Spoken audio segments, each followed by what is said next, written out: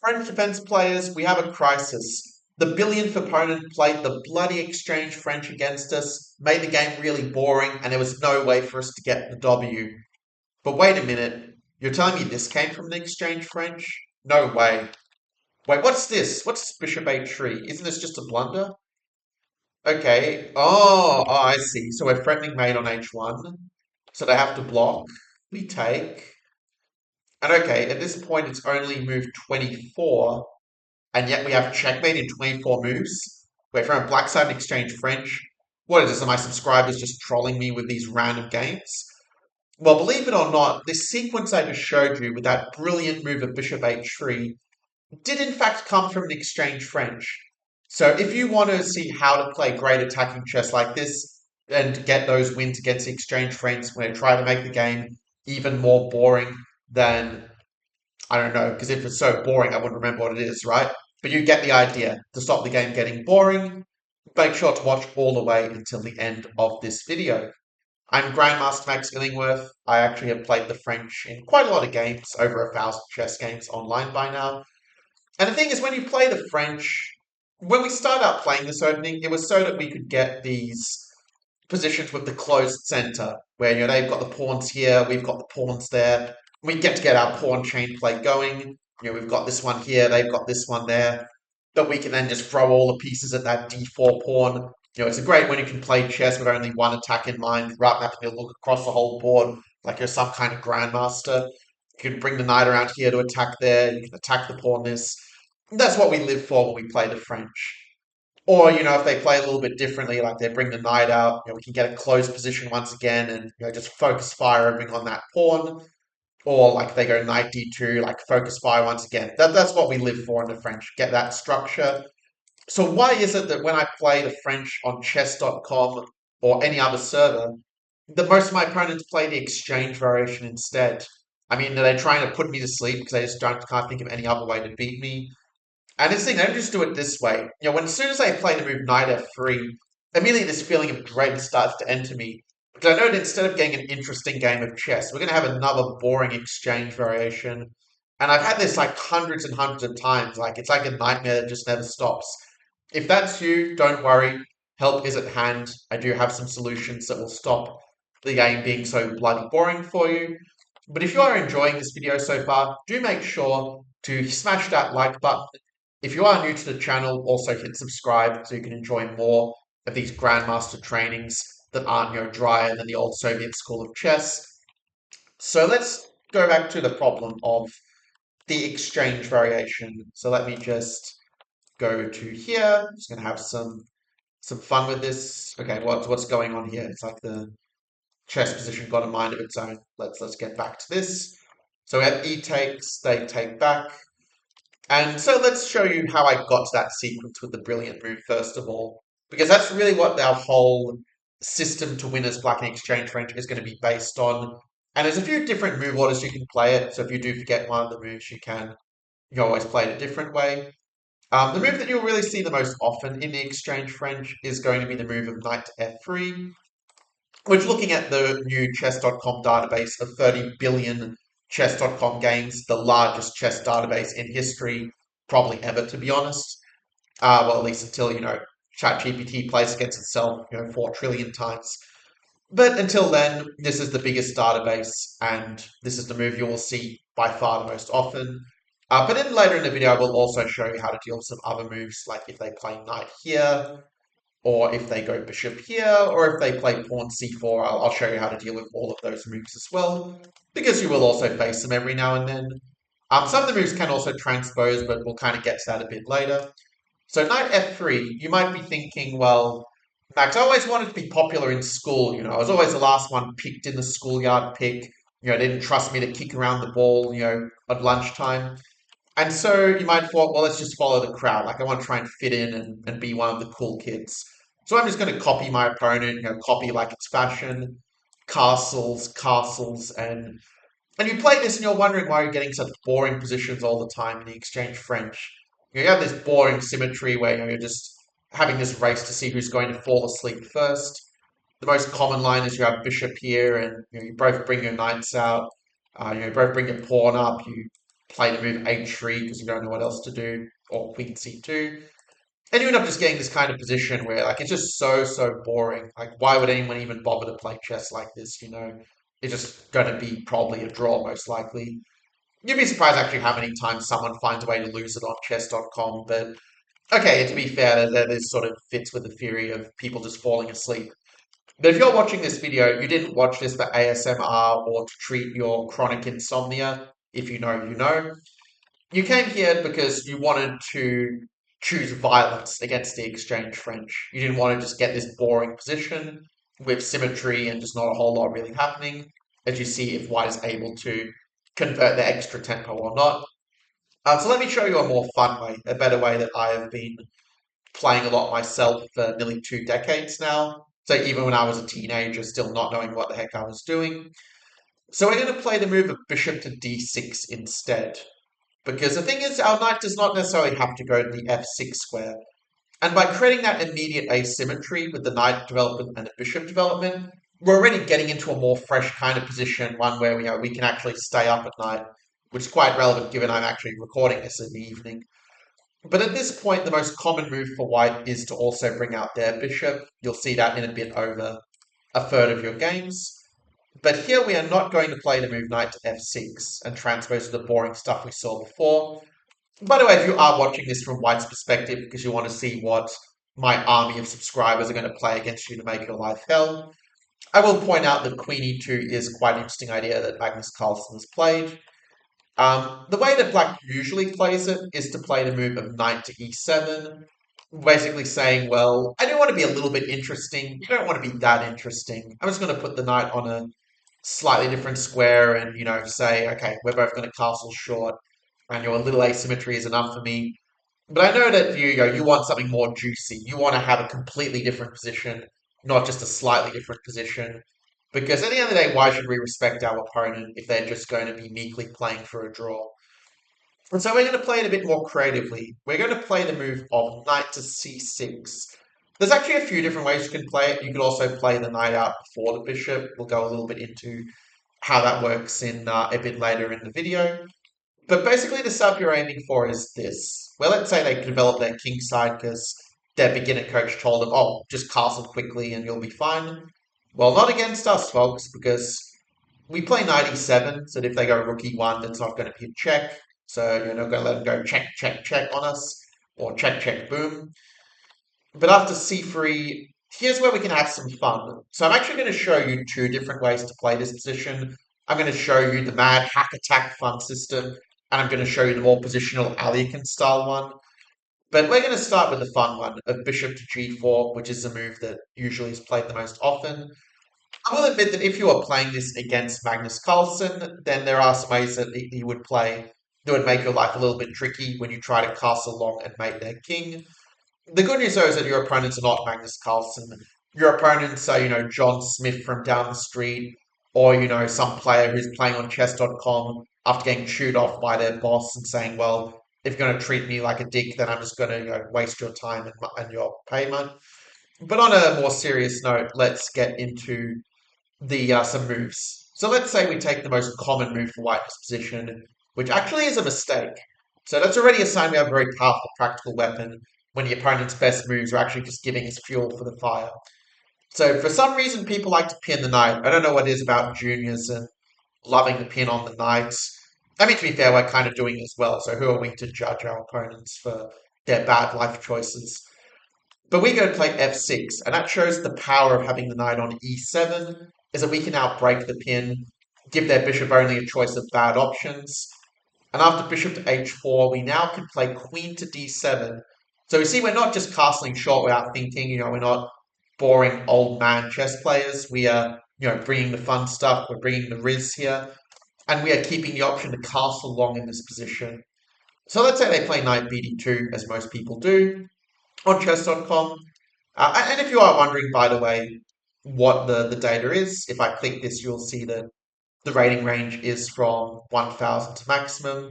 I cut out bullet games because bullet games just suck. I just can't say that because I play too much bullet myself. But at this point, white does have a little bit of a choice, but they're only bad choices. Either they have a slightly worse position, or they just have a god awful position. So the move b4 is the one that is the most common. You'll see that about 40% of the time. Whereby it's saying, oh, the kings are cast on opposite sides. That means we just throw the pawns at the king, close our eyes, and just pray that something sticks. The thing is, they've given us a very juicy target of that bishop on h4. And what do you think would be a good way to go after that bishop here? Because it might not be the most obvious move that you think, but do let me know down in the comments below what you think is the move that black should play here.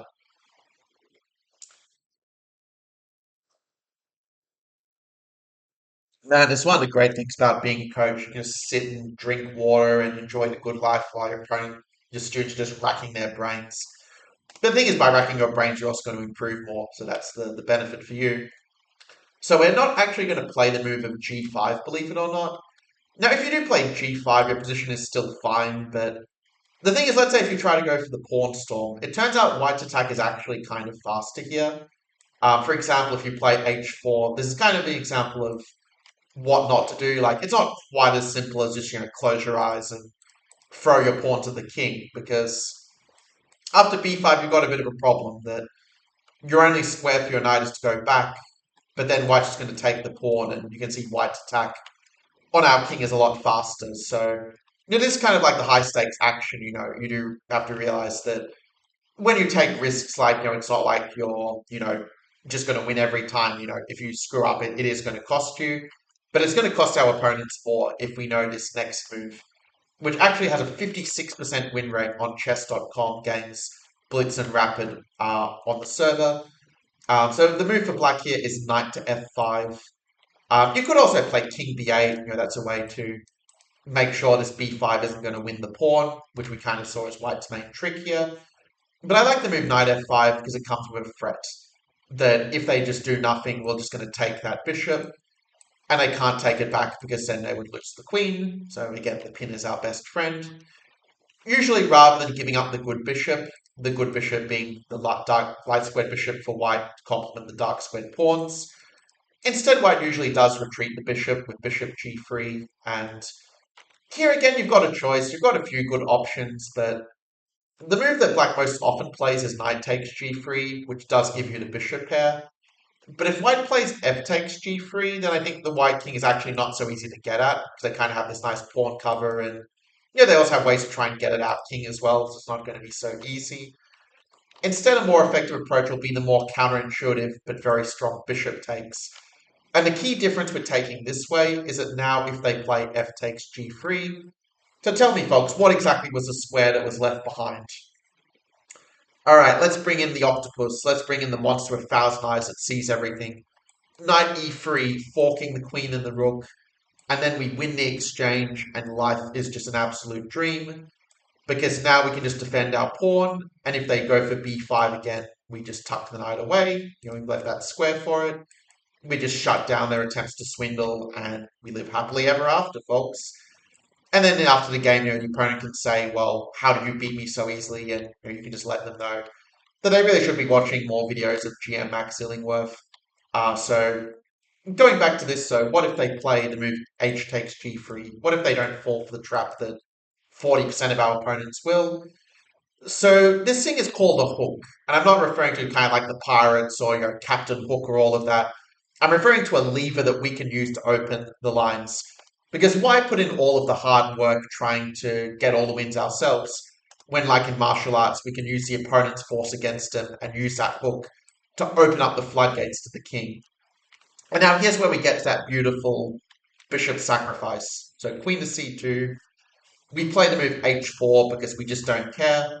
If they take our knight, we just take and we discover an attack on the queen with a recapture. So that works out pretty well for us. So most of the time they'll play the move of g takes h4. Probably the best move, white's knight h2, but their position still kind of sucks after it anyway. So let's just go with the most common move.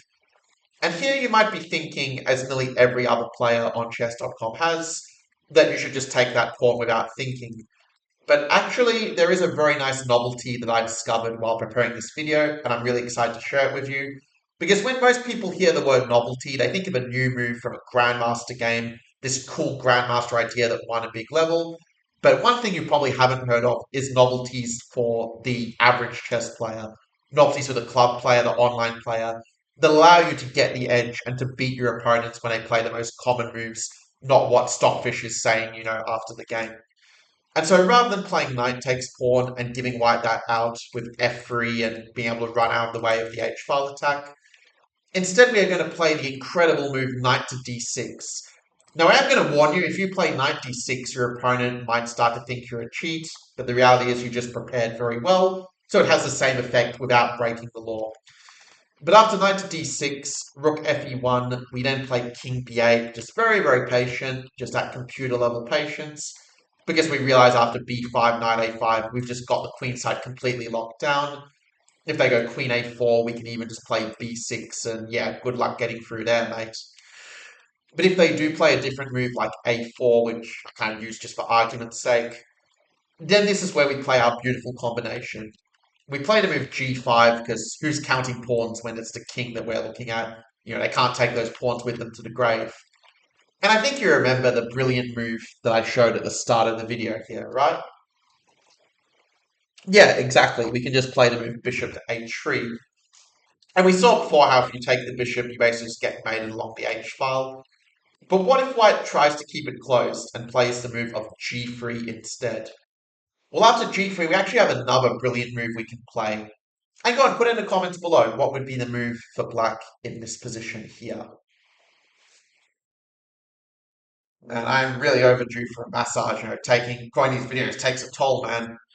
But the answer here is that we have the move bishop g2, another brilliant move. So, okay, you're not going to believe this. It's kind of crazy. It says that with bishop g2 that I have reached the move limit for all chess.com games on move 20. So we literally, broke the machine. How powerful is that? Because now if white takes the bishop, we go queen h3 and we get that checkmate on the h-file. So you can see here that we have some really beautiful ways to win. And okay, that's kind of sad because there's going to be some video I'm going to be recording and it'll be like 20 moves in, the actions are starting and then the statistics just completely die on me. But okay, we'll cross that bridge when we get there. But chess.com staff, if you're watching this, give me infinite access so that I can continue promoting your amazing resource to the world, while everyone else is still sleeping on. But don't worry, I can see my Tesla before everyone says it's cool. Anyway, going back a bit earlier, let's kind of backtrack a little bit. There are other moves they can play, like if they do go knight b3, obviously you can't meet b5 with knight a5. But you also don't really need to either, because you can just play like 97 and keep your king safe that way. Turns it's actually very hard for him to mate you, even if you just bring the knight back to defend at the right time. Whereas your attack, is just going gangbusters here. But let's look at a few other ways also that white might proceed. So let's just say we take. Let's go to this position actually, because obviously white's not forced to play the move of b4. They might decide, I don't really want to play aggressively. Like, I just want to be boring, develop my pieces, and, maybe retire when I'm 60 years old with a nice fat pension. And players like this might play moves such as queen to c2, saying, there's nothing wrong with just living a nice simple life, tending to my farm, eating my own homegrown tomatoes. You can tell I'm a foodie from this. But you can just play king b8. It's almost always going to be a useful move, just keeping that king a lot safer. And if they play b4, yeah, you just go knight f5 as always. And if they play some other move like, bishop to g3, because they just want to trade everything off and sleep, well, then we have moves like knight f5 once again. And, if they do take, trying to beat us to the punch, we're just going to take with the knight. And then we just have cleared the way for that pawn storm to happen. So, for example, b4 just doesn't really bother us anymore. Like, we just go g5. If they go a4, we just don't care. Like, just knight e7 and we can bring the knight around even like this to kind of bring the knight in the attack. We're not limited just to playing with the pawns, but we can also play with the pieces. And there's this kind of depth of strategic understanding from actually going through the database of 30 billion games and squeezing out that top 1% for those games. It's kind of crazy when you think of it, because like 1% of 30 billion is what, like 300 million games? But still, we can still squeeze that juice. It's like 1% of 1%, because you have like 300 million, 3 million because of the opening we're looking at. You get the idea. The point is that we're focusing on the very best of a massive amount of data, the sort of thing that venture capitalists would be paying very, very good money for if it was the investors' version of this stuff. But going back to the chess, though, because that's what you came here for, again, if they play Queen A4, you just remember the move King B8, and yeah, just try not to get your knight trapped with B5. Just remember that you do have the outs. But actually, we can even do better in this position. A really cool idea we can do is actually play the move of knight takes d4 and discover the attack on undefended queen.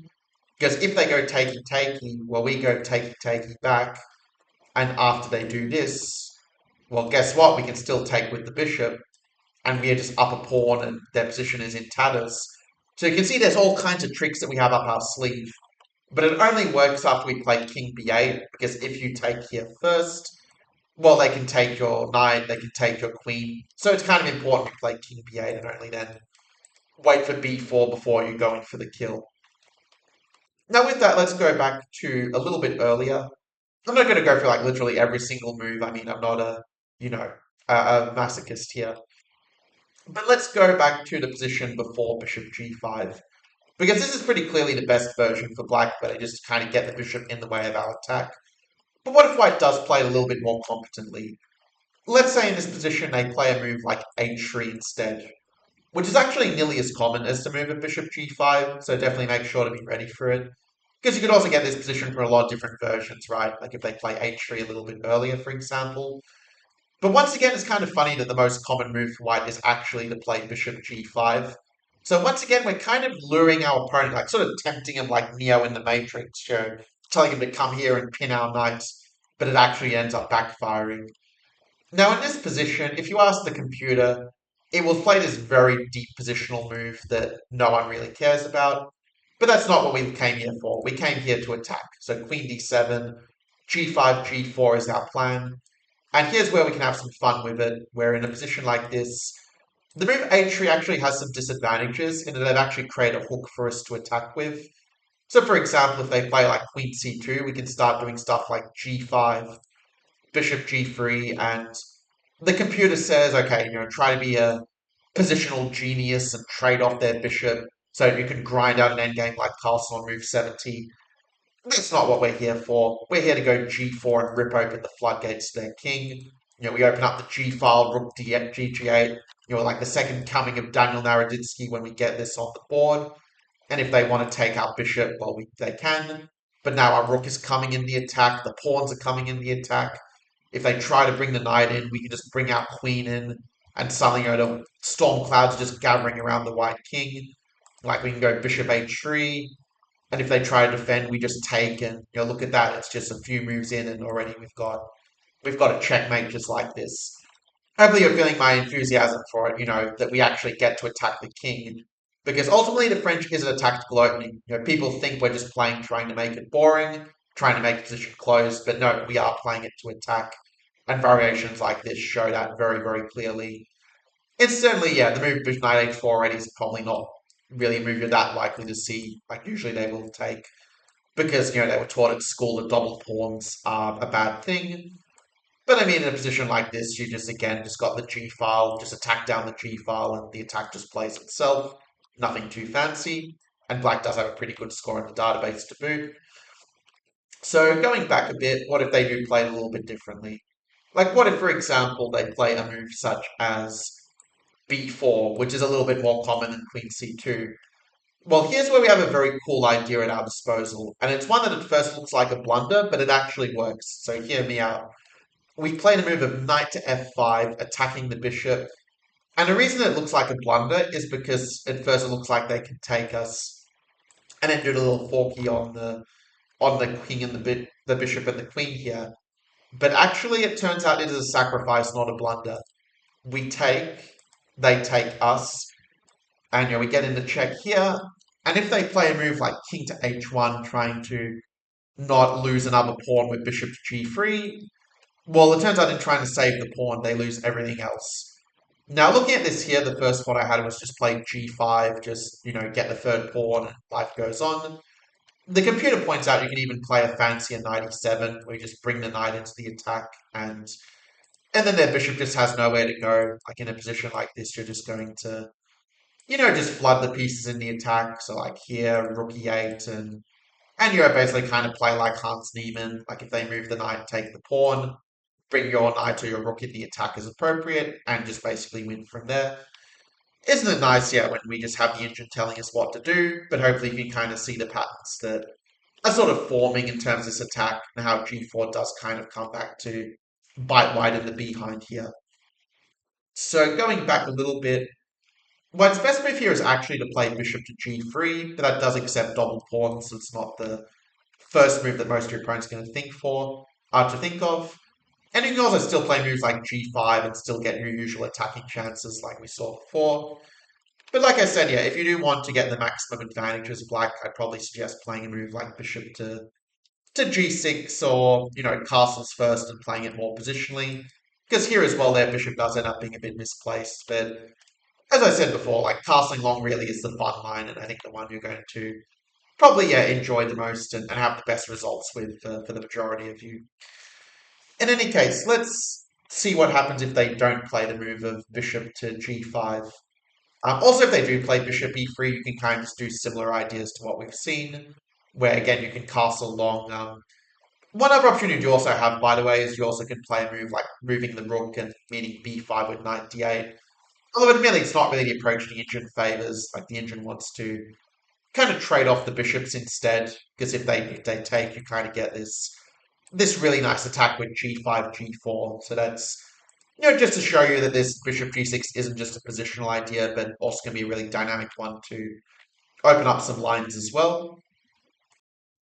You're not going to believe this. I just had an old student tell me that they're still playing the exchange French, even after I told them to stop playing it many years ago. But what can I say? Old habits die hard, and I think that these exchange French players as white just haven't really got the message that their opening is just not going to give them a safe game anymore. So let's make sure that we cover white's other options so that they really get it drilled into their thick skulls that they're not going to get a safe game against us when they play the exchange French. So we've already looked at bishop to g5. We've kind of seen the best possible version of our setup. So now that we're all excited about it, let's be a little more objective and see what to do if our opponent does play good moves. So after rook to e1, the move that black almost always plays in the database is queen d7, just preparing to castle long. One difference we will see is that there will be some positions where castling long is actually not going to work for us, so just keep that in mind. Again, the move white plays most often is bishop g5, and that kind of leads back to what we were sort of looking at beforehand with all this kind of stuff. But let's go and consider what if they don't play bishop g5? What if they just play like a normal, good, Soviet schoolboy and play a move like knight b to d2? I will also touch on b4 a little bit later because there are a few points there that are good to know. But let's take the move knight b d2.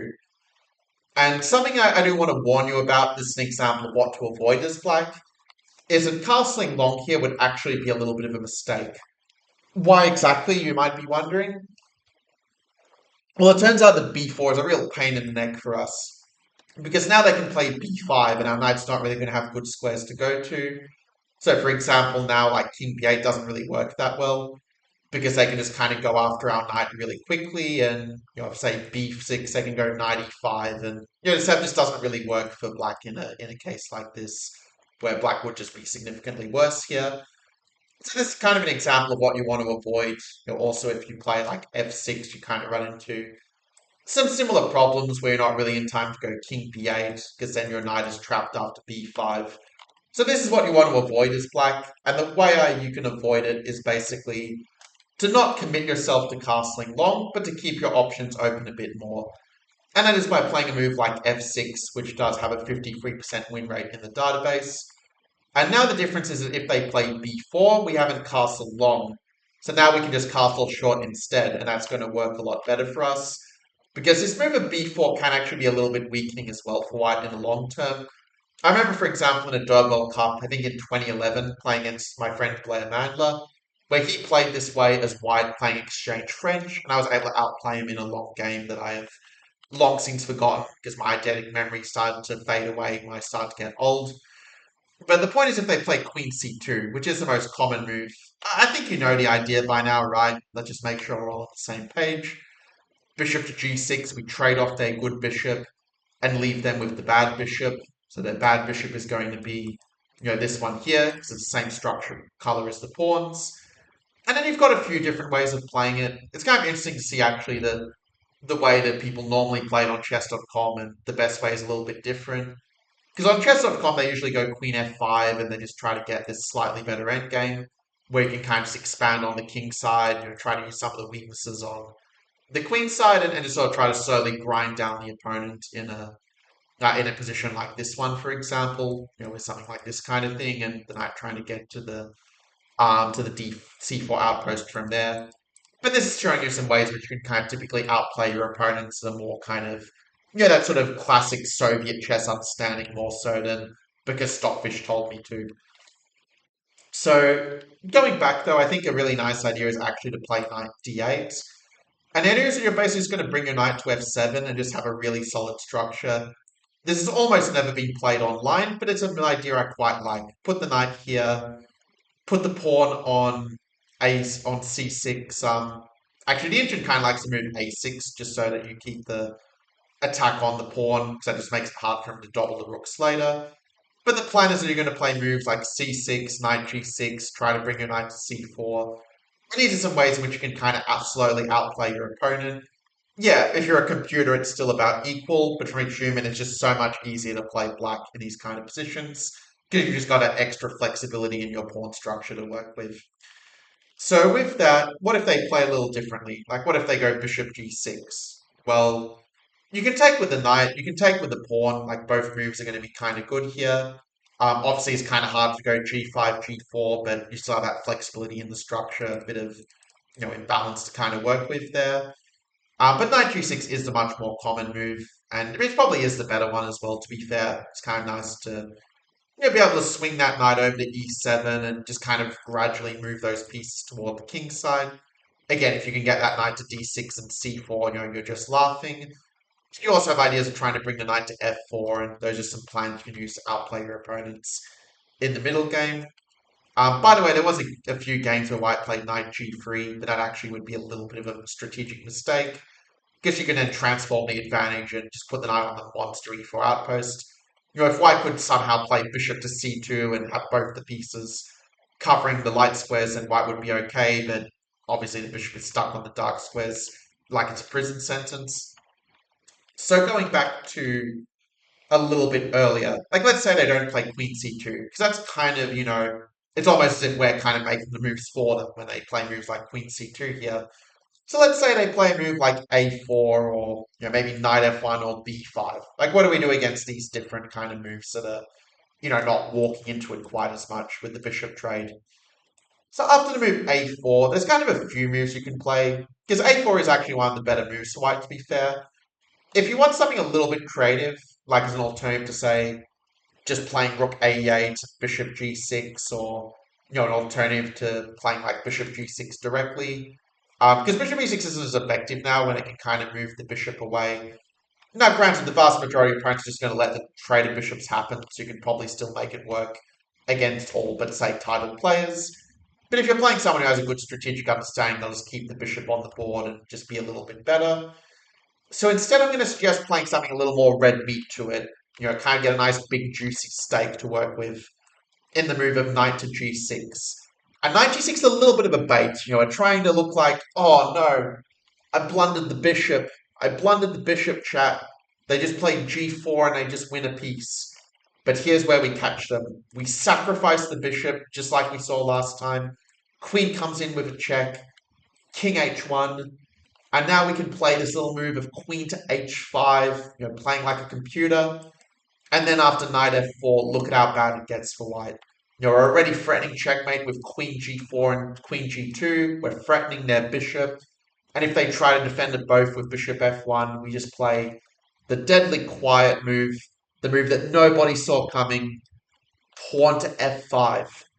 Preparing to swing that rook into the attack, doing a rook lift just like Alireza or Fallujah.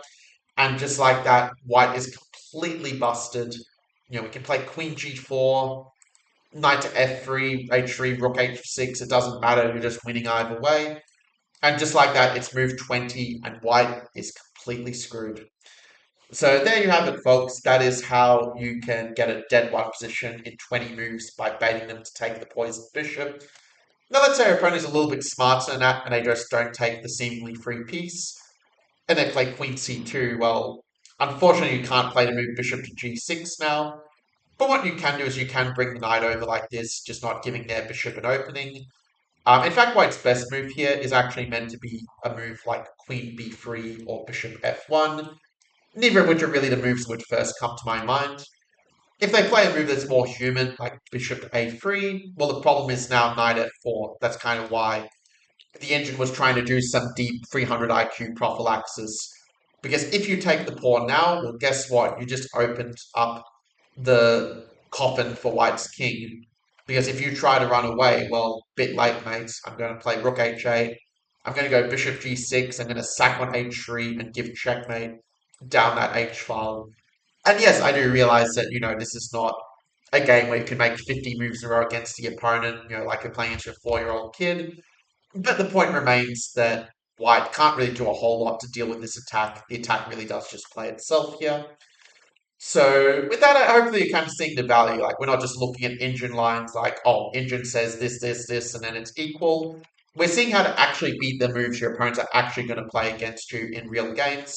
And that is something, my friends, that neither money nor stockfish can buy. If they play knight to f1, again, you remember bishop to g6.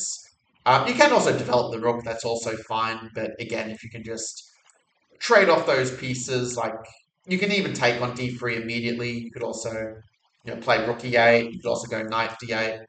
The point is, you've got a lot of playable moves, and you could almost like spin a wheel, throw the dart, and whichever one it lands on, your position's going to be fine. That's the power of having flexible piece placements and strategic plans, like we see here. And if they go b5, yeah, just knight a5 is a nice way to shut things down on the queen side. Because if they go knight b3, well, what square was left behind? Quite a few, as it turns out, but the big one is c4. Just take the outpost. And life is good, gents. So moving to what if they don't play the move of b4? Because, yeah, it's very presumptive to assume they'll just play b4 when we did castle. But at least you can kind of see that's when it's good to castle short, when they do say, well, I'm going to make you on the queen side, and we say, but we haven't castled there yet. You're getting a little bit jumping the gun, mate. Now, what if white plays knight to f1? That's actually the most common move in this position here. And at this point, you have a little bit of a choice, where the move of long castle is a move that in my heart of hearts I would want to play. But unfortunately, even with giving up a tempo at knight f1, white does still have a better position here. Because if you go g5, there's a few tricks white has up their sleeve that, I mean, if you're playing against some like random 1600 on chess.com, you could probably get away with this and make it work. But if your opponent is smart and finds the move that only has been played in 2% of games from this position, and they find the incredible move knight to e5, well, then white is better because we don't really want to give up our bishop, but we also don't want to go into an endgame when our whole point of g5 was to make their king in 25 moves. So yeah, if your opponent finds 95, well, they're a lot better than virtually everyone else on chess.com.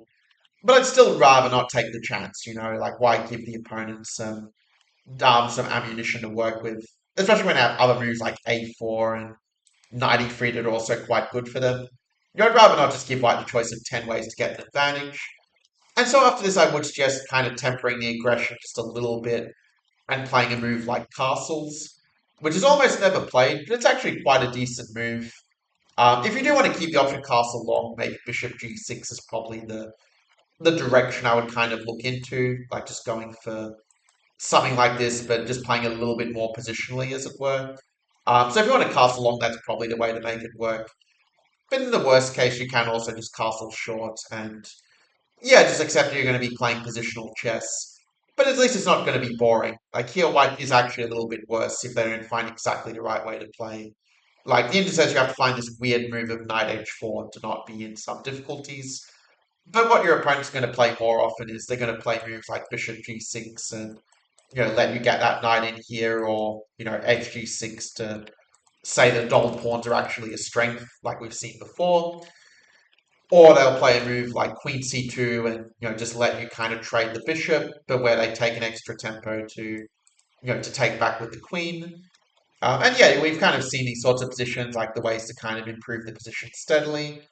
But also we can even just keep the tension, like just play a move like Rook A8 and just give them more room to make a mistake, like Knight D8. And if they try to push in the center, we can just sort of play C6 and just keep it really nice and solid. So that's not really going to be a problem for us either.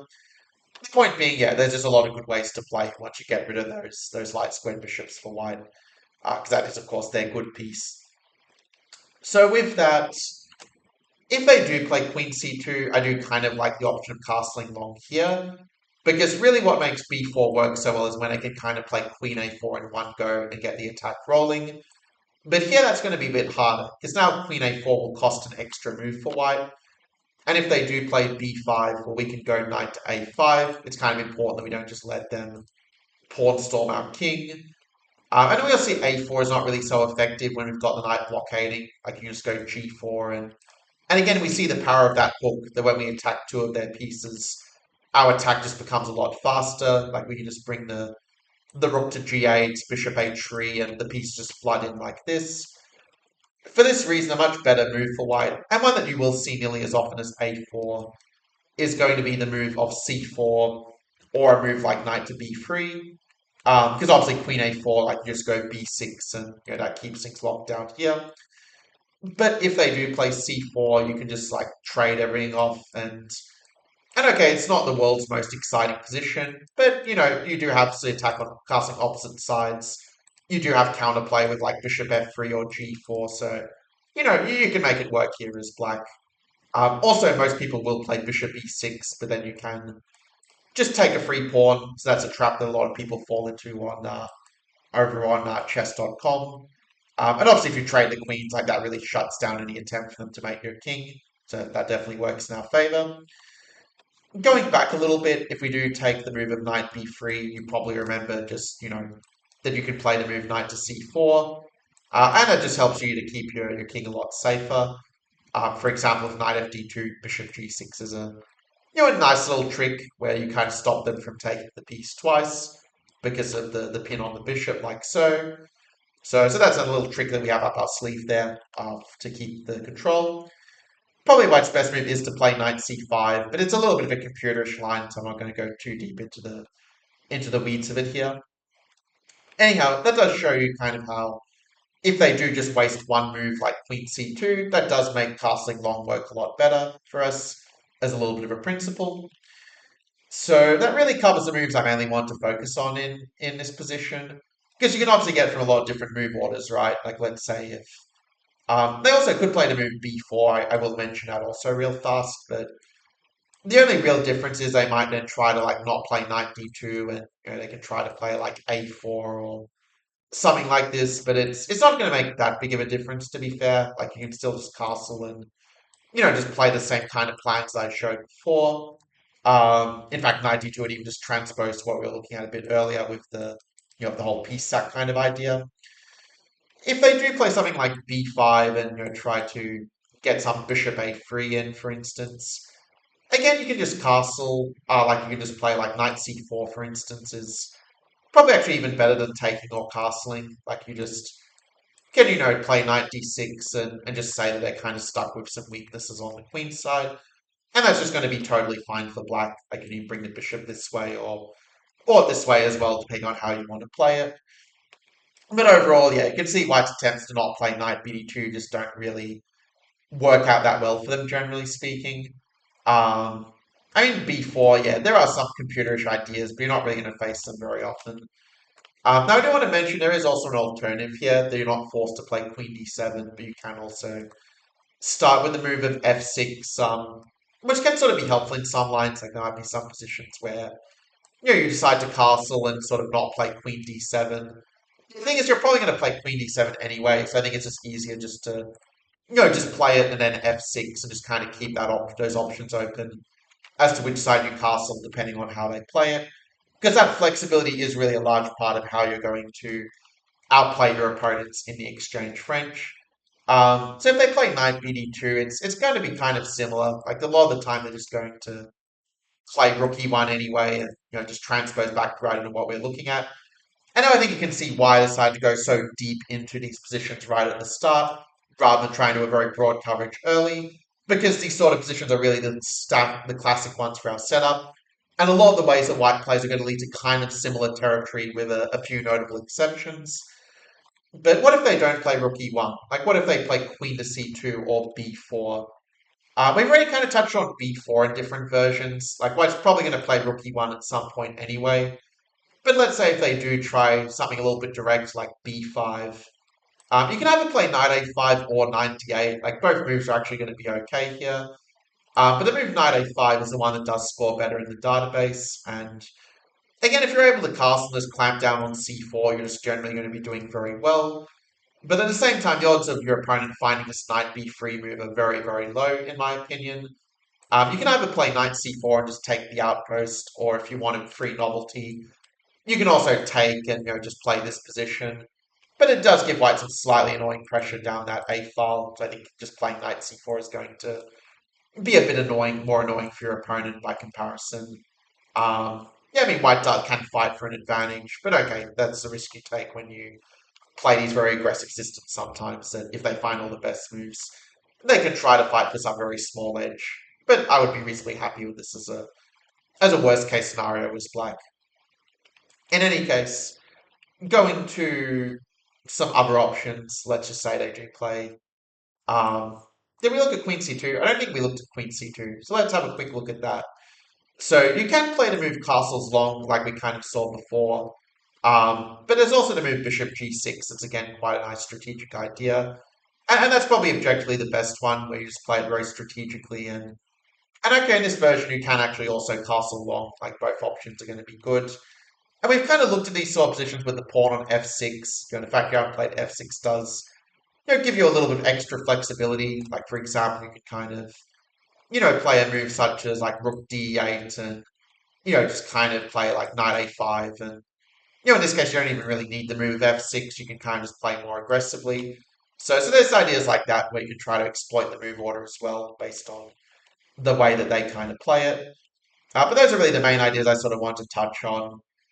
Moves like Queen b3 you might see every now and then, but it just kind of gets in the way of b4, b5. So it's just really going to leave white with a much worse than usual version of the other positions that we've seen before, and we just play our usual attacking plans of g5, g4, knight to f4, etc. With that, I think we're probably ready to move on to.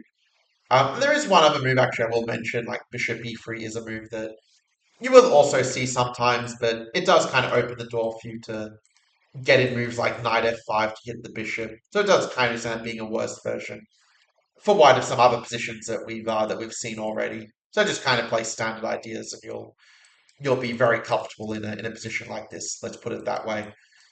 So with that, let's now see what happens if they don't play the move of h3.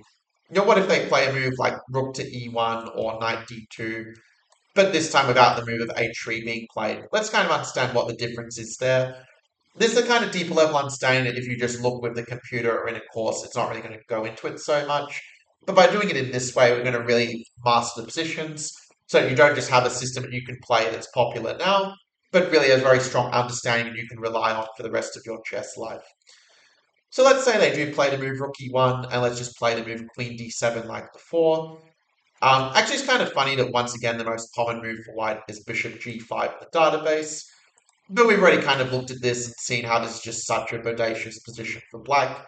We already kind of know these ideas, so we can already skip past that because of the transpositions. And of course, if they play h3, we've also seen that as well, how you can just bring the bishop back and, again, play familiar ideas. Now, the computer will tell you can play bishop f5. We'll kind of get into some of the approaches a bit later in the video. So with that, that kind of leaves moves such as knight bd2 and b4, and we've very kind of seen that b4 castle is just going to be quite fine for black. One thing that you do want to kind of watch out for a little bit is if there will be certain positions where if you castle too soon, you run into bishop h7 and knight g5 winning the bishop, but obviously that's not a problem here because the queen is defending it. So it also shows that queen d7 can also even be a move to defend castles, to repair castling in some positions by, yeah, make sure you just don't just lose to pawn to the Greek gift as such. So just keep that in mind when you're playing. But yeah, after knight bd2, we are going to have a few options available. Like the one that's probably the most sane is just to castle short and just play more strategically, like knight f1. Bishop f5, like just trade off the dark light squared bishops even at the loss of tempo. And a position like this one is just going to be very sound for black. Like you play rook a8, f6, and you are pretty much doing what we saw before. And we just bring the knight here, pawn c6, and that again just gives you very, very clear equality here as black. But let's say if you want to make it a little bit more interesting and you want to also, if they play queen c2, like again, you have like knight g6, and queen c2 actually would be a little bit of a mistake by white. Like if h3, you can even just sack the piece and you get a very strong attack. In case you want to explore that in your own time, that's a pretty powerful trap that we can set for our opponents that a lot of them will actually fall into as such. Because queen c2 and this are some of the most common moves for white in the database of chess.com. But let's say if you do want to try to attack on the queen side, let's say you play a move like f6 with the idea that you kind of wait for the move of b4 and then castle, kind of saying that you weaken them in this side of the board a little bit. So you can kind of see the difference when these moves are flicked in. The difference is basically put the bishop on f5 rather than g6, but it's that very similar strategic idea of exchanging off the light squared bishops and just having a very comfortable position. Like I know we've looked at this a lot of times already, but it's just to really help those patterns really kind of stay strongly in your brain so you never forget them. Again, remembering that in the end game, we expand here on the king side and we exploit the weakness of the c4 square for an advantage.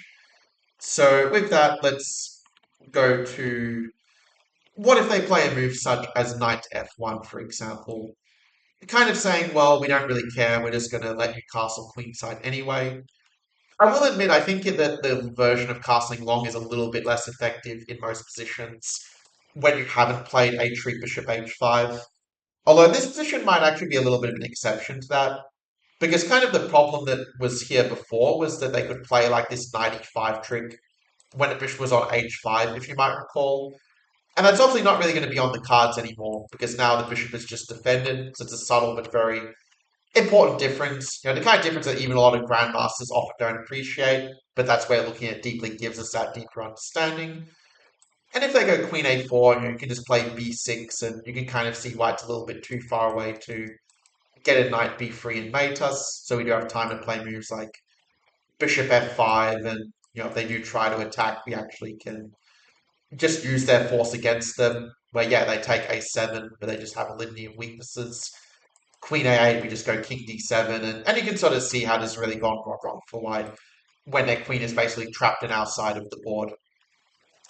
So with that, that kind of shows you how you can kind of punish some of white's natural but not so good moves. It's much better for white just to play a move like a4 here instead. And I will admit white is probably a little bit better here with best play, but there are still ways you can kind of make it work, where probably the best move is just to go rook e8, let them play their a5, not letting us go b5, knight a5, and then you go h5, and white is a little bit better in this position with having a bit faster attack. But we do still have our practical chances, like we can meet b6 with a6 to, keep the queen side relatively stable. We still have, ideas to, try to bring our pawns forward and the pieces in the attack. So, I mean, the injured rate is kind of saying it's actually close to equal now, so you can kind of see how, by playing it kind of, in this way, we still get the dynamic chances without really giving up too much of a disadvantage here as black. That being said, it is true castling long is kind of the riskier way of playing it. So if these sort of approaches like this are a bit too risky for you, you can also play h5. It's another move order that also has its own ideas where you kind of just it basically is going to end up being kind of similar. Like it'll transpose to what we just looked at, whether you go h5 or g5 first. But if this is a bit too risky for you, I would say just play the move of castles instead, which yeah, is going to kind of get you close to that solid equality. Although it is true, one problem you do face here is that they can now play the move h3 and you don't have the move bishop h5 anymore. So it does kind of force your bishop to g6, e6, and gives white a position where they can try to pressure you a little bit. So yeah, the choice is kind of yours. Like this is admittedly one of the better options for white. Personally, I think long castling's more fun and will give you better results. But you can also castle short if you do want something a bit more solid. So with that, that's basically kind of the main picture in terms of these different options, with castling short and castling long. And also, yeah, if they do play a move like h3, like we just looked at that, of course. And if they do play knight vd2, I mean, in a lot of cases they're going to play rook e1 at some point anyway, or they're going to play h3. And actually, with h3, it's something worth checking that if they do play this. I mean, you can retreat the bishop, but it's actually kind of a cool idea to also take this way and just have the attack for the piece. That being said, if they play rook e1, you probably do have to take a draw in that case. So yeah, it's good to know that you have a draw in the worst case scenario, with something like this. But if you want to play for a win, yeah, obviously you're going to want to keep the pieces on the board, and a move like bishop f5 or bishop h5, yeah, will be more effective in keeping the game going as such. So if they do play a move like queen c2, which is kind of the main move you'll tend to see that's not like just rook e1 transposing to rook e1 lines, well, you probably remember this idea of playing bishop f5 and losing a tempo but trading off their good bishop at a time when they can't get away. And yeah, you can just kind of play familiar ideas like long castling and yeah, if b4 just like takes queen f5, just neutralize the king queen side attack by offering a trade of queens because this ending is just going to be again slightly better for black, where we can just use the weak squares against them and outplay them with some very familiar ideas I've already shown quite a few times before. Like if they go 95, yeah, you can even play like this rook e8 trick where you just kind of use the pin just to make them lose time. So there's all these little kind of moves that they make that will be sort of common mistakes you can exploit if you kind of have your eyes open. Like also knight b3, knight c4, we've seen that one before too. So hopefully you're kind of seeing a lot of these ideas kind of repeating over and over again. So those patterns are really inserting in your mind. And if they go a4, yeah, we've already talked about like the pawn stall plan that works even with the queens off the board, just a way to grab space and create some weaknesses in their position.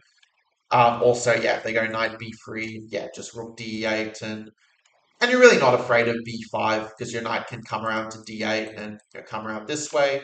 So again, the pawn stop is not a problem for us when the queens were already traded. So that's just a good idea to know. Just if they try to attack you, that you can neutralize them. And again, you can even take advantage of the fact we haven't played f6 if they're not so precise with the move order, like playing queen c2 a bit too early, for example, which is a pretty common mistake actually on chess.com, so it's kind of good to be aware of it. Of course, if bishop f5, yeah, it just helps your pieces get more active and really set up the faster attack here with the pawn storm. Because if you think about when you get the pawn at g4, they really kind of need a retreat square for the knight, because we're obviously covering h4, so it's a little bit awkward for white in that sense. And if they do play something like 95, then yeah, I would just take it. And then the move d4 is just giving black a really good position. You can also take and play knight g6, like a lot of moves are going to be very good for black. Because at the end of the day, this attempt to transform the position is just a mistake from white. But it is a move that's been played 25% of the time on chess.com, so that's why I mentioned it. And I mean, with that, that pretty much actually covers this position after bishop g4. Like, the only other moves white can really do are moves like bishop e3 or b4, but we've already kind of talked about these moves in kind of similar versions before. So you can kind of just use the understanding we developed from looking at a lot of different versions of these positions and just adapt them if the opponent plays a funny move. Like we're still playing the same familiar ideas in a sense. And okay, it's a Max Illingworth video when it already took an hour to get to the alternative approach for black.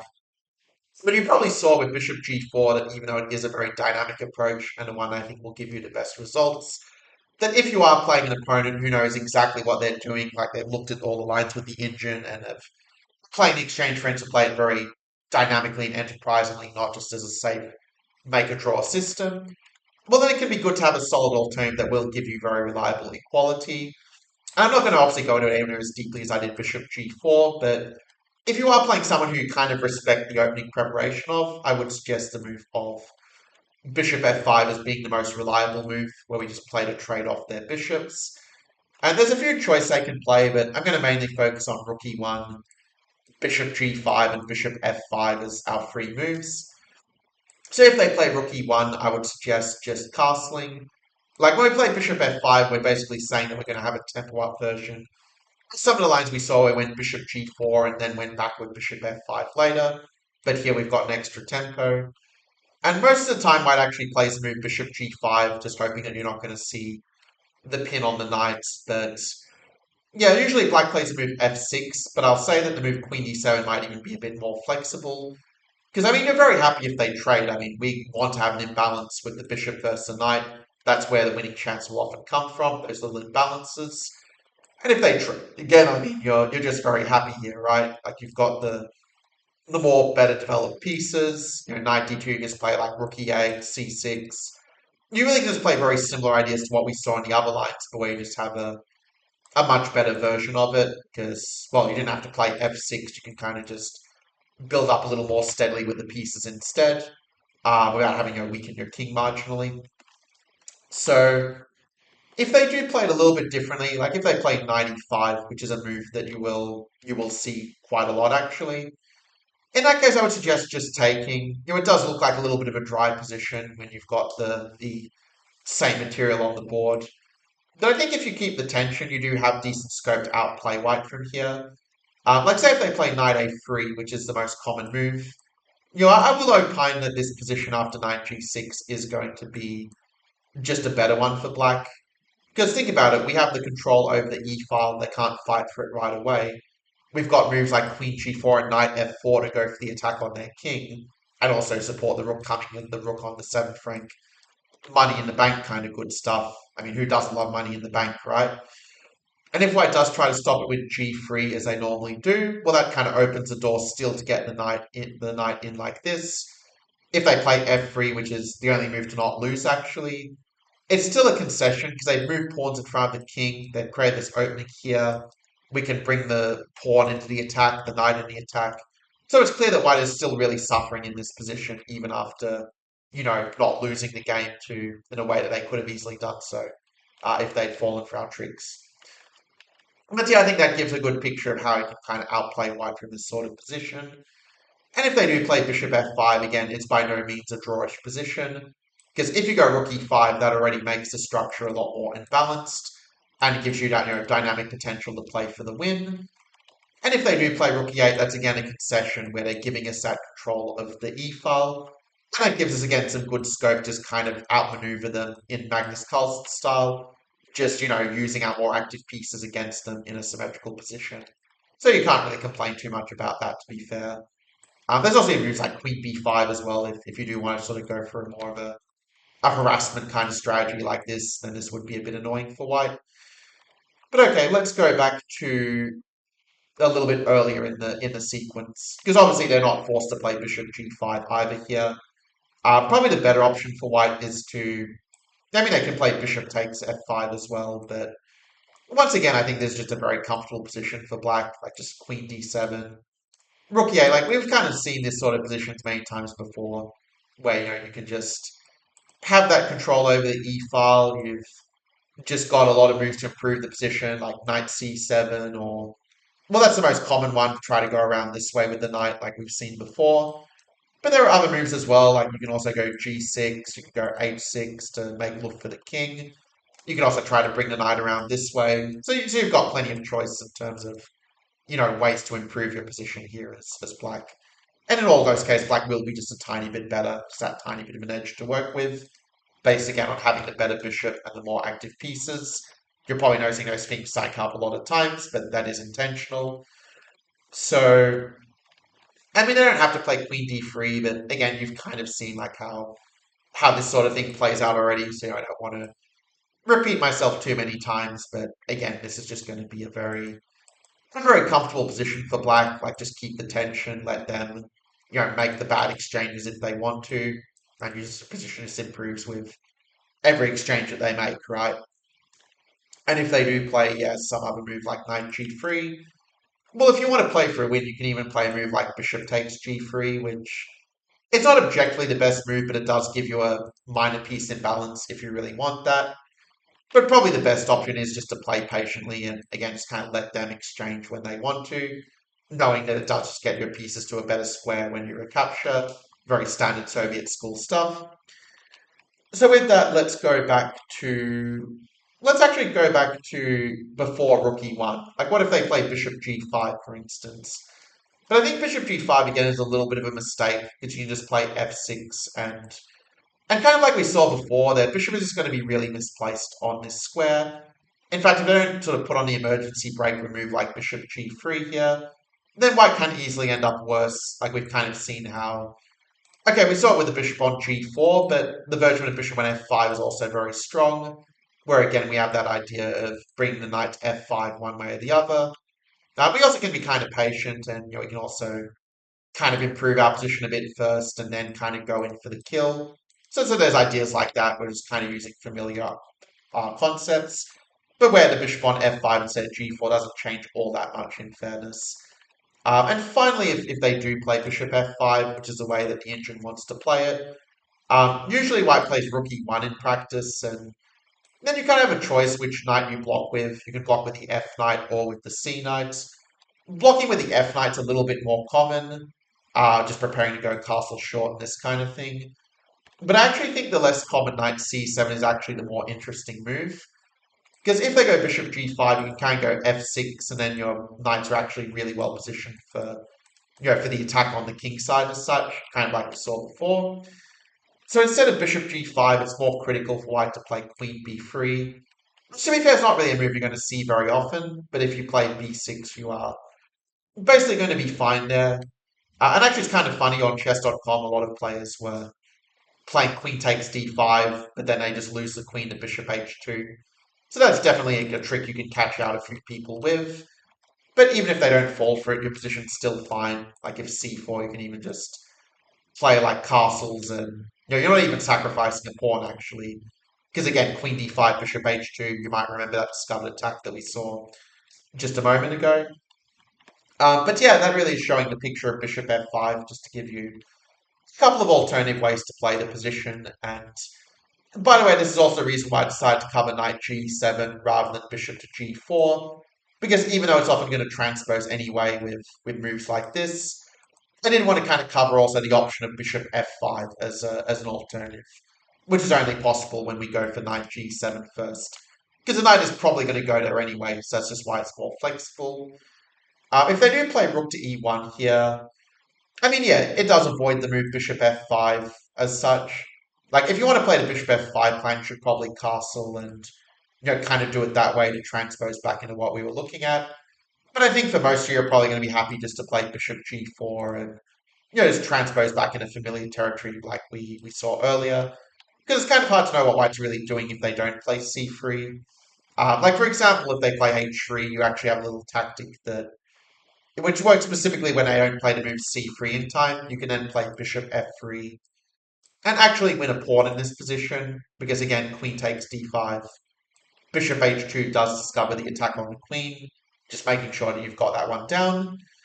And if queen g4 with the fork, you do have knight e6 to defend it, keep that extra pawn alive, as it were. So as you can see, like white kind of needs to move c3 kind of sooner rather than later. If they play h3 to avoid the bishop g4 move, then you could castle. There's nothing really wrong with it. But if you do want to punish them for their move order, then again, the move knight b4 can be a nice way to punish them for not playing c3. Because, I mean, we saw earlier how, like, getting rid of the light squared bishops is sort of good for us.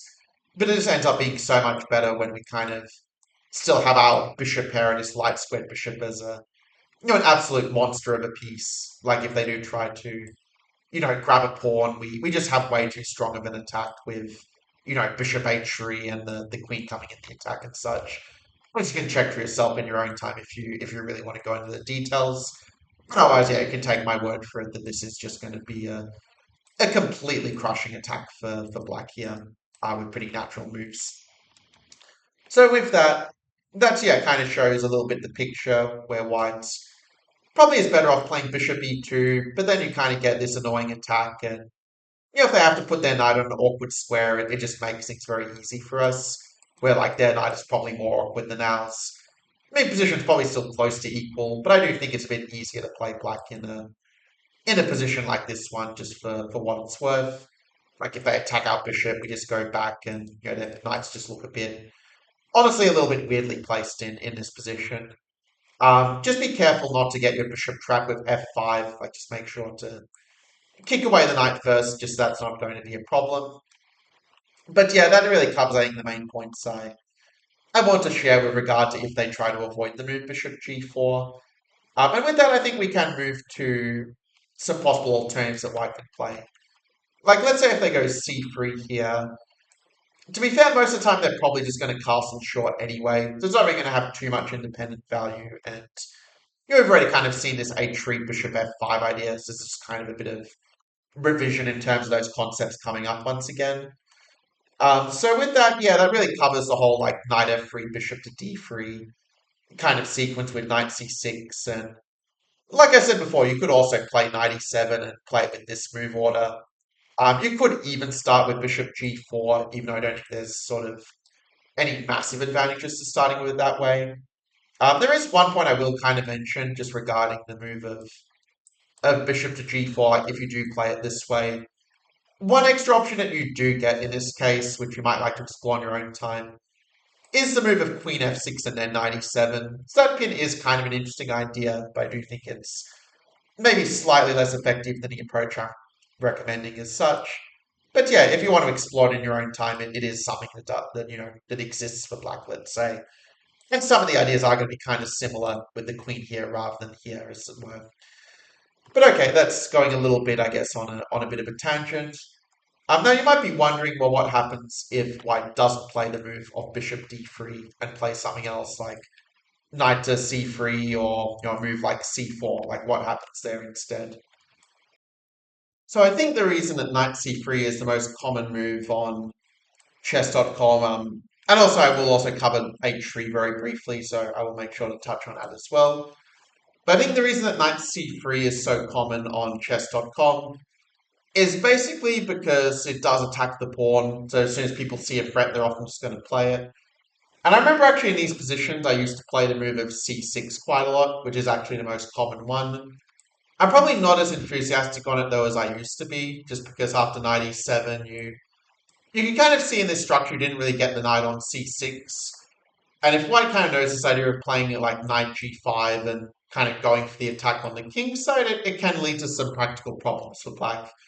It's nothing too major, like you're still fine if you have this position, but this is just to kind of show like knight c3 is not a complete mean move, even though most people don't really play it with like this level of strategy in mind. Like there are ways to actually kind of turn it into a little bit of an attacking weapon as white. And so to avoid that problem, I'm just going to suggest playing knight f6 instead. I'm a lot more willing to play this knight f6 move when you sort of have white having already played the move knight c3 and shown their cards a little bit. Because here's the thing, let's say if they play bishop to g5. Well, now the c6 move works a lot better when they're already pinning the knight like this. And for example, after bishop d3, castles, and let's say white castles as well. Well, in this case, the pin with bishop g4 is very annoying. Now, I'm not sure if you've heard of a concept called distance 4, but we actually are kind of dominating their knight on c3, with the pawn on c6, not allowing it to advance forward so easily, which is kind of a fancy way of saying this knight is just a very bad piece in this structure.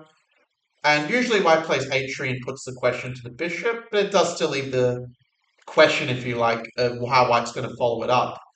Because the most common move in the database is to go bishop e2 and try to develop the queen. But bishop e2 is a retreat and it is a loss of tempo. And if you play a move like rook e8, again the question is like, what exactly is white doing here, right? Like if rook e1, we can even just play h6, which is even more precise than knight d7. Because now if they play bishop h4, we can now play this, and they constantly have to be watching their back for things like queen b6 or moves like queen c7 and g5 to win a pawn on g3. There's all these dangers just from here that are very hard for white to really get out of. Like say if we take the most common move in the database of queen d3, like you just go queen c7 and white just has a really bad choice between either, letting you get the idea I just mentioned of like g5 and, just basically winning a pawn for free with a winning position, Or let's say if they play bishop f6 to try to get out of it, well, they just gave you the bishop pair on a silver platter. Actually, bishop g6 is even better. You can flick that in and then play knight f6. And that's going to just give you like an absolutely dominant advantage. Because the way in which you're often going to win in these kind of symmetrical positions is by playing the move knight e4 before they can get in knight e5. And then when they take, you just have this transformation in the structure where the structure is now asymmetrical. You've got that space advantage to work with, and white just has a really hard time not losing a piece to g5 next move. I'm not going to go too deep into it, but you can sort of see that this is just going to be a completely crushing attack with the space and the bishop pair and the development all backing it up. And white's king obviously being pretty weak in a position like this. So there you have it. That's kind of showing you how you can sort of outplay white in these sort of positions, that just playing normal moves is not going to be enough for them to have a playable position when they already put the knight on c3. They do have to be, yeah, a little bit better than that. Now, if they do play a move that's not rook e1, like let's say they go g4 instead, which is kind of the other, main thing they can kind of do to try to break the pin and develop. Well, we play bishop g6, and if they take, we're again just very happy. Like you can take with the f pawn, you can take with the h pawn. Like you can kind of argue for both moves, but I do think that even though this gives you the f file, I do think hg6 is a bit more solid, just to make sure that if they do play knight e5, that it's not going to be an outpost. And I will admit that on the surface, a knight here does look very scary when it's sort of backed up like this. But they don't really have a very easy way to follow up the attack, and they've also really burned their bridges in the long term by weakening their king so much. In fact, on the chess.com database, the move queen b6 is actually a very annoying one for white, where we're kind of threatening this pawn, but we're also threatening, if they play b3, that we have this little trick of knight e5, where we can then just use the pin to win a pawn having a winning position. So that's kind of what makes queen b6 such a tricky move from the human point of view. And if they do play like knight a4, then yeah, then they're just leaving their knight kind of misplaced, and we can then jump into the outpost with knight e4 and just have a really good life here. Like eventually we'll just get rid of their knight, and life is just going to be amazing for us from there. Also, their knight is also kind of trapped. That is another problem for white when they play c3 specifically. So you can kind of see how we can sort of use the disadvantages of the opponent's moves against them here.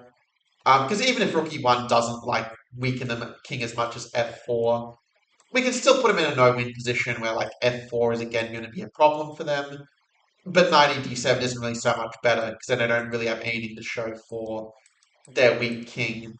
And we even have a few tactics as well, like knight g4 is a threat to win material.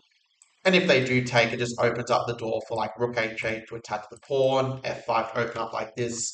And hopefully this you're kind of seeing how you can kind of outplay your opponents with these sort of familiar strategic ideas. You see them enough times, they do eventually become second nature. So, okay, that went a little bit into the weeds of it, but I think it was important to kind of see how to really punish the opponent for the very common strategic mistakes they'll make even in the middle game. Now, to be fair, 95 is a better version of this idea, where white is able to, not just trade off their good bishop, but keep a bit more play in the position.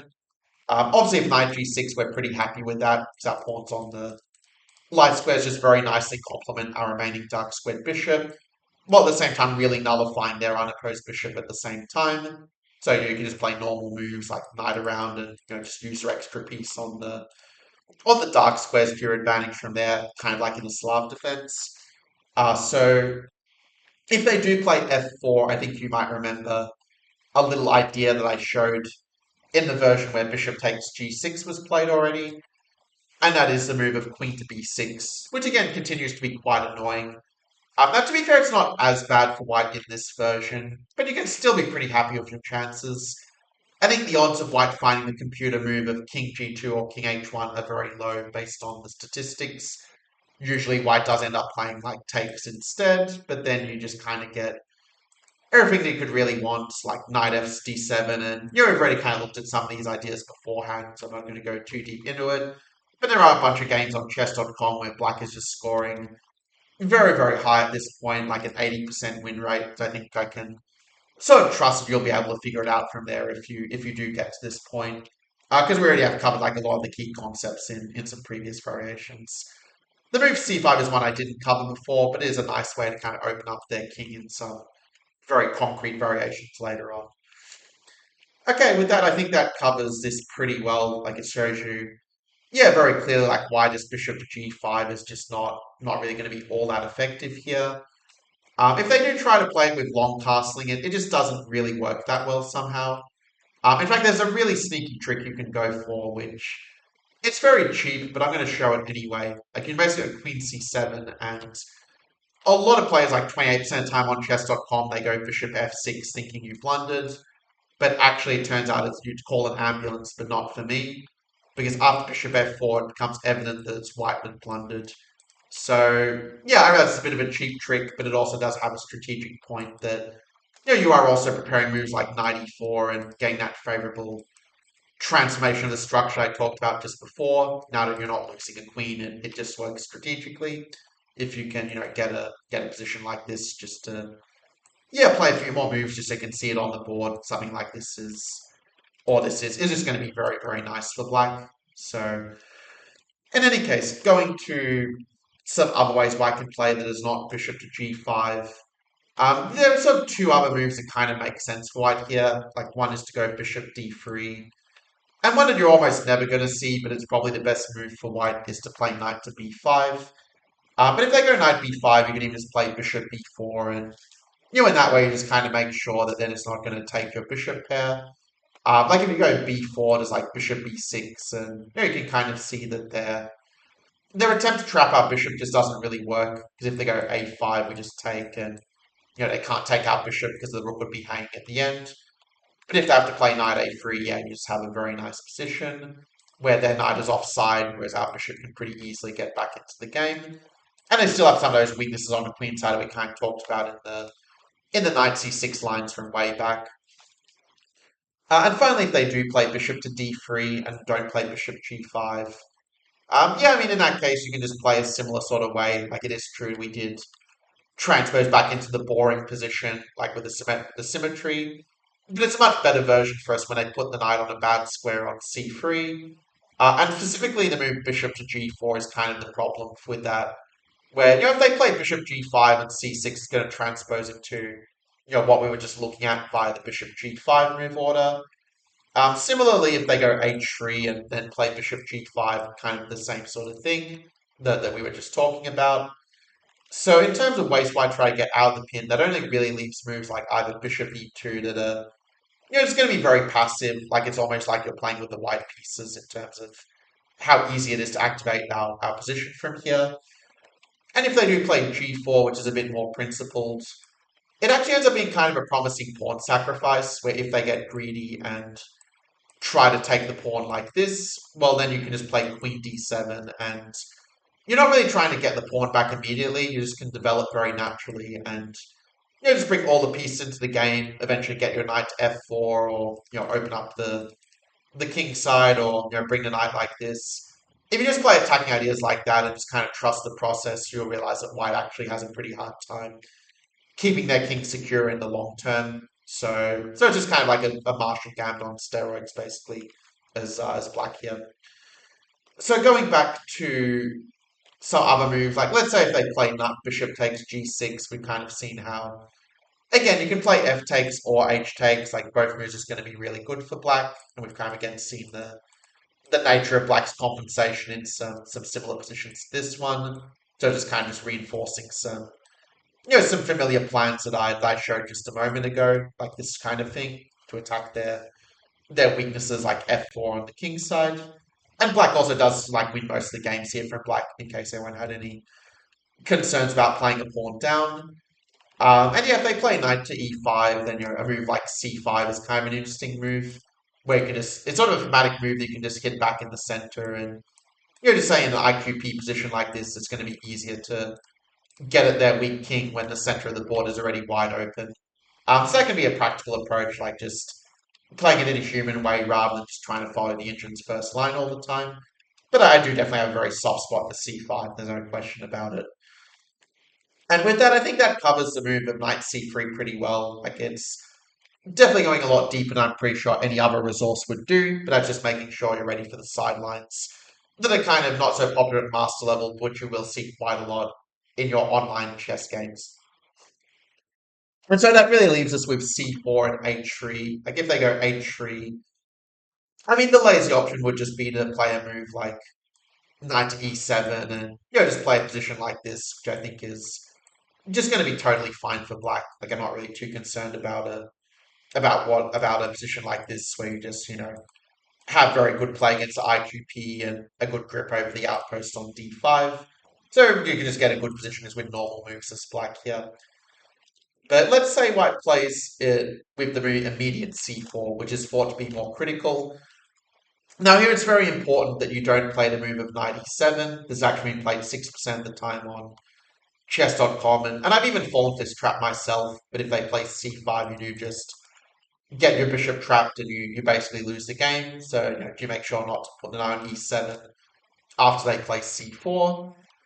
Instead, the move I kind of like the best for black is just going to be to play knight to f6. Now, technically, you can also play c6 as well if you want. There's nothing terribly wrong with it. But I prefer to play knight f6 because this keeps our options open a bit more. Where after knight c3, we can actually play this move of castles, as I think a very interesting little gambit, where even though we're down a pawn, we do actually have very good play for it because the pawns are doubled and we kind of have a very easy way to attack it. Like, for example, if they play just bishop e2, which is the most common move, we can play this little prophylaxis of h6, just not letting them pin the knights. And then when we do get to a position like this, like if they do try to defend the pawn, I mean, you probably see it already, right? But maybe put your move in the comments just to make sure that you're still paying attention. But the answer is that, yeah, we can just take the pawn and they can't take twice because if they go queen d5, we just have bishop h2, as we have seen quite a few times before in this training. And if they do play bishop c4, then yeah, you can just play knight b6 to force the bishop back, and if it goes back, you just gain tempo on queen. And that's just going to give you a very nice initiative when you're attacking their pieces with tempo, like so. So with that, that kind of shows that white can't just rely on playing normally. Like if they play quietly, that is going to be a bit worse when we get back the pawn. If they play bishop c4, they're also kind of opening the door for moves like rook e8, which is a bit of an annoying check. And there's ways we can play like knight g4, and there's tricks like this that just give you a very strong initiative for the material, like knight e3 and bishop f4, and you can sort of see white's just facing a very strong initiative, and end up getting the pawn back anyways. So white's attempt to keep the pawn didn't even work, and we're basically just better with the bishops and the development here. With a position like this, for example. So I would go here just to keep the pressure on the pawn, just so that's clear.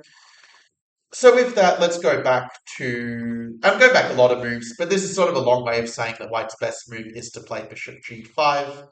That's a move white kind of needs to play in order to maintain the balance. But we're also pretty happy as black, like we are going to eventually get back that pawn with this cute little move of bishop to e7, just ensuring we've got that square covered. And then you just have like a very normal isolated queen's pawn position. The move knight bd5 scores better, but I actually like the move of knight f takes d5 better, just because trading off those minor pieces is generally going to be good for us when facing the isolated queen's pawn. We can play like bishop e6, the rook goes to d8, just rooks in the center, c6, trade minor pieces, pressure the d4 pawn, and that's just going to give you a very comfortable position. If they play knight e4, you can also just play like knight d7 even, and just not let them get the pressure on the bishop. Like, if position is solid enough, you can make a retreat like this and still be totally fine in a case like this, for example. So anyway, that's just showing a little bit of how the middle game can play out, just to help you get your bearings in case white does play the best moves. But all in all, nothing really to fear from black's perspective. Like if they keep the bishops on the board, it does give you some pretty active piece play. So again, nothing really for black to complain about with this group over the d5 square, and no bad pieces in this position. Because if they play bishop d3, again, you want to trade the minor pieces when facing the IQP. So that's just generally going to be a pleasant exchange if they do trade pieces like that. Okay, so with that, I think we can sort of conclude the coverage of c takes d5. There is one other option they can kind of go for, where they can play the move of c5. In that case, though, you are kind of giving like an extra option of playing like rook e8 and tucking the bishop away on f8 out of the way of the rook if they want to. But I do think that it's probably more precise just to play bishop e7 and not to get too fancy here. And if bishop d3, you kind of have this b6 as a nice way to hit back on the pawn. Because if they try to keep the structure, you just go a5 and they're just not able to maintain this pawn structure. Because if a3 takes and they can't take back, again, because they're undefended rook on a1, which is often going to be a source of our counterplay in this line, that they can't keep the pawn chain. And I mean, if they play ba5, you can sort of see that white structure is just going to be a total mess with the double pawns versus our connected passes in the center. So this is just not going to be playable for white at the end of the day. And that's why after b6, instead of playing b4, white's just better off playing c takes b6 instead. And you're not trying to hang on to this pawn. Because if you go bishop e3, like knight g4 is kind of annoying in some lines. It's a theme we'll see a bit later as well. But after c takes b6, we just take back with the a pawn because we want to have better control over the center. I mean, the position is probably about equal. Like, you can play c5, you can play bishop g4. Like, there's going to be a lot of reasonable moves for black in this case. I think I like the move c5, though, just because it is a little bit more dynamic. Like, you already put that pressure on the center. And you're also kind of baiting white into a bad exchange, that if they take, just have this very strong central control, and, you just back up your center, knight c6, and, this position already is just going to be much better for black. Like, knight c6 is kind of normal, but you can also even play other moves like h6 first, or and then going for c4, and this is sort of the way to really punish white for their move order, where if you get d4, d3, you're obviously just very, very happy, but you're kind of much better regardless because you've also got that Benko style play down the open files on the queen side, but where you didn't even have to sacrifice a pawn for it. You've also got the center to boot. So this is kind of showing how white can kind of outplay themselves if they make some bad exchanges. And well, bad exchanges are kind of the story of the chess.com Explorer, to be fair. But let's say if they do play a more sensible move like h3 or bishop g5, there's kind of a lot of moves they can play that you can sort of meet in a similar way. I'm just sort of putting them on the board in case you want to do your own research after this rather long video. But after h3, I kind of like just playing knight c6. Like, there's no real reason to go c4 and release the tension on the center. And most of the time, well, there's a lot of moves white can play. Like, it's not really a very theoretical position. Like, if I were to cover every single one of the common moves that white's played from here, like, we would be basically here all day and all night. So again, I'll just kind of put the moves on the board just as a reminder if you do want to go like really deep, like to 800 plus level depth into these positions, and those are kind of the moves to look at. But for now, I'm just going to show what happens in case of white playing the most common move in the database. And in this case, I would probably just play the move h6, because again, if you play c4 too early, what can happen is you just are opening the door for white to play a move like knight e5, because so you don't have the pressure on the center anymore. And if they get moves like f4, like they can actually build up a very strong attack on your king. And that's why you want to keep that tension in the center, so they're not able just to go and attack your king so readily. And I mean, h6 is also a useful move in its own right, yeah? I guess you're making sure that you're not going to run into a bishop g5 pin later to pressure your pawn on d5. And if they play a3, you can just play improving moves like rook e8. If they go rook c1, you can just play like bishop to f8, or actually when they play rook to c1, the move c4 does become a bit more viable because you are shutting in their rook, and you also kind of can stop them getting in knight e5. Like, if they can't get in knight e5, the structure does start to make a lot more sense for black, because then you kind of have some ideas of trying to prepare b5, b4, and if you sort of imagine for a moment that those pawns are off the board, well then b2 and d4 would be isolated, and it'd be easier to attack those pawns with our pieces. So that's the kind of way in which you can sort of outplay white from this position, even though objectively it's about equal. It is going to be a bit easier to black to play just because of this reason. There's also moves like knight e4 as well if you do want to look into some contrary tricks for black, but you don't really have to play this way to be fine. But that's at least showing you a little bit of how the position can kind of play out if both sides play natural moves. And bishop b5 is not really a problem, like just bishop b7, and if they take, they take. I mean, you get the bishop pair advantage, and And a lot of cases you can just play moves like bishop f8 as well, where you just kind of get the rook having that open file, and you can also get out of the pin here with rook e6. And yeah, I mean black's just going to be fine in this case. Just nothing at all wrong with the second player's game. And okay, I could go a lot deeper in these positions. They are quite thematic, but just keep in mind the time. I'll kind of leave it there and just let you go deeper into this variation if you are so inclined. Because there is also another version White could play that I would sort of be remiss not to mention, and that is if White plays the move of c5 here. Because here White is not limited just to playing the most common move of knight c3, and in that case just transposing back into what we were just looking at. But they do have other ways of playing it as well, like the move of bishop d3. I will also say for the more advanced students that the move of queen a4 is a move that, even though it's very rare on chess.com, it is actually played quite a bit at a high level. And the idea of queen a4 is basically saying that after bishop d7 that your bishop is like a little bit misplaced on d7, which kind of makes up for their queen not being so well placed on c2. So it's definitely quite an interesting idea, and if you're looking for a system to play as white, I can definitely suggest this is an interesting option. That being said, black does have some good replies, like for example b6. If it's not going to be the absolute best option, it's still going to be a pretty decent one for black, where you can kind of go knight g4 and sort of disrupt their setup to get some reasonable play, according to the computer.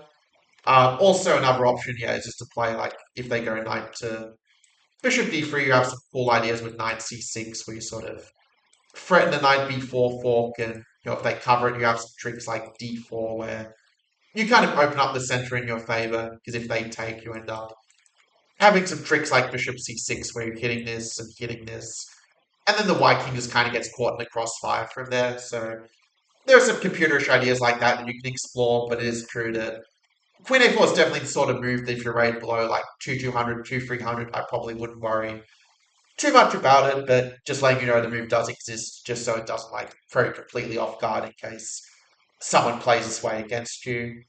Like I said, there are other moves like knight c6 is also quite decent. Rook e8 is the way the engine wants to play it. So there are various ways to have a fine position. You just have to, yeah, just play some slightly non-standard moves in order to kind of prove that equality.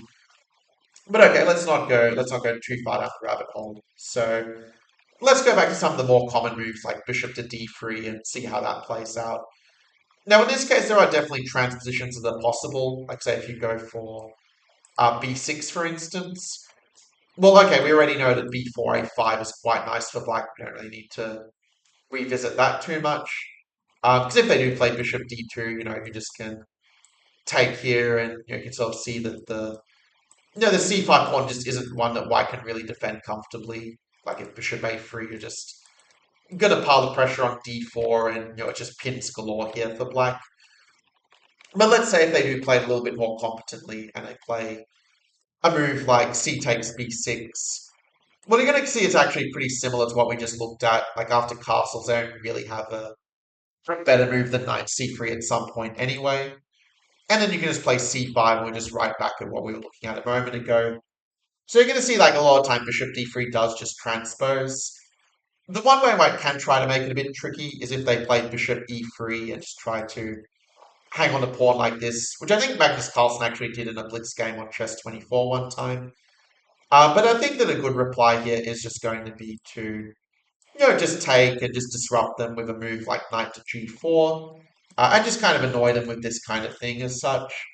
There are other ways you can also play it, like you can also go a5 and, try to surround the pawn that way. You can also play c6. There's going to be a lot of playable moves for black here.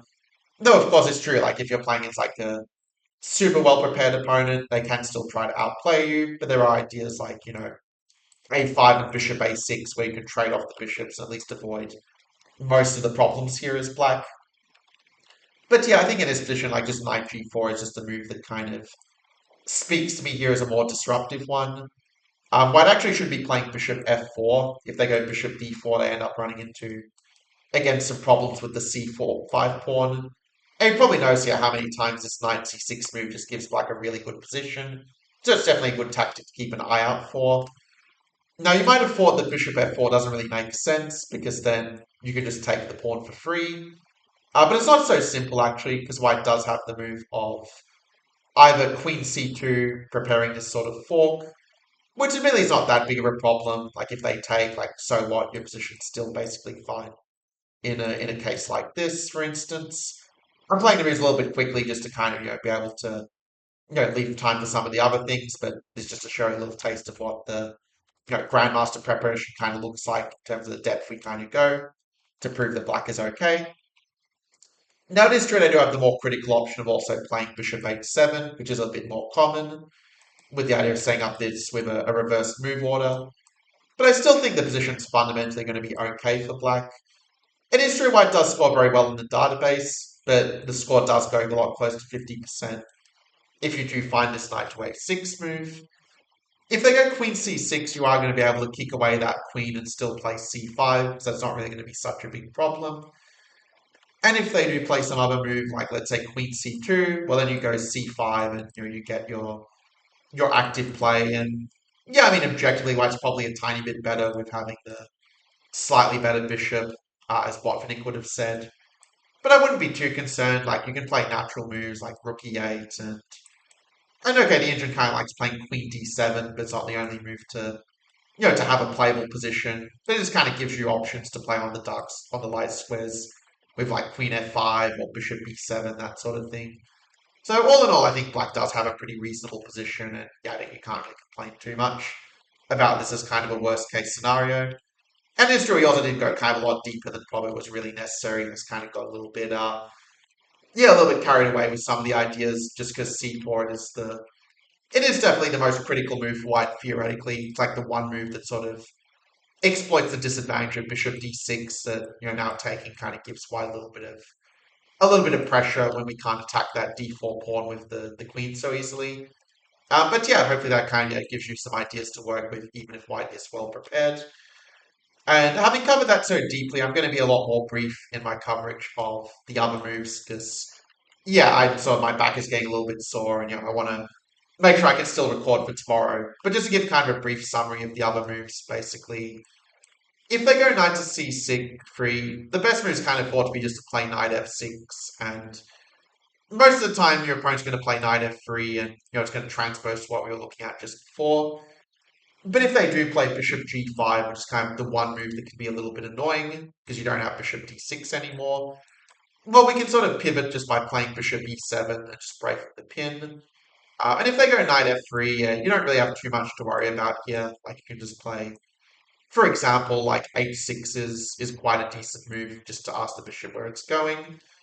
And then if they go bishop h4, you can have some fun ideas like knight c6, which is, yeah, a bit of a more creative way to take advantage of not playing c3. Like if I have to go bishop e2, then obviously, yeah, that's going to kind of give you a little bit of momentum to work with. And if they do play h3, which is the most common move, they're also just blundering a pawn. So it's kind of a way in which you can sort of punish your opponent for developing the queen side before the king side, like so.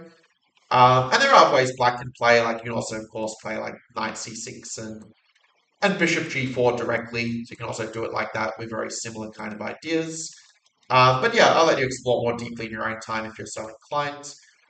And if white does try to castle long with something like, let's say, queen to e2, which is quite a popular move on chess.com, this just doesn't really work that well for white because your attack is just going to be a lot faster. Like you can just go for like knight d7, c6, b5, b4, and it's just going to be way faster than what white can muster because you basically just kind of have a bit like we saw earlier on actually, but just with colors reversed with this kind of attack.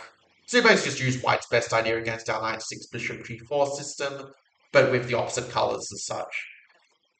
And it's also interesting actually kind of see that bishop g5 does have a I know it does have a lot of parallels to this kind of system that we saw. It's kind of like white's trying to play it with an extra tempo, but where the extra tempo doesn't actually help white all that much there. I will say that if you are playing this at a higher level, you're probably going to see moves like bishop d3 or queen d2 a bit more often.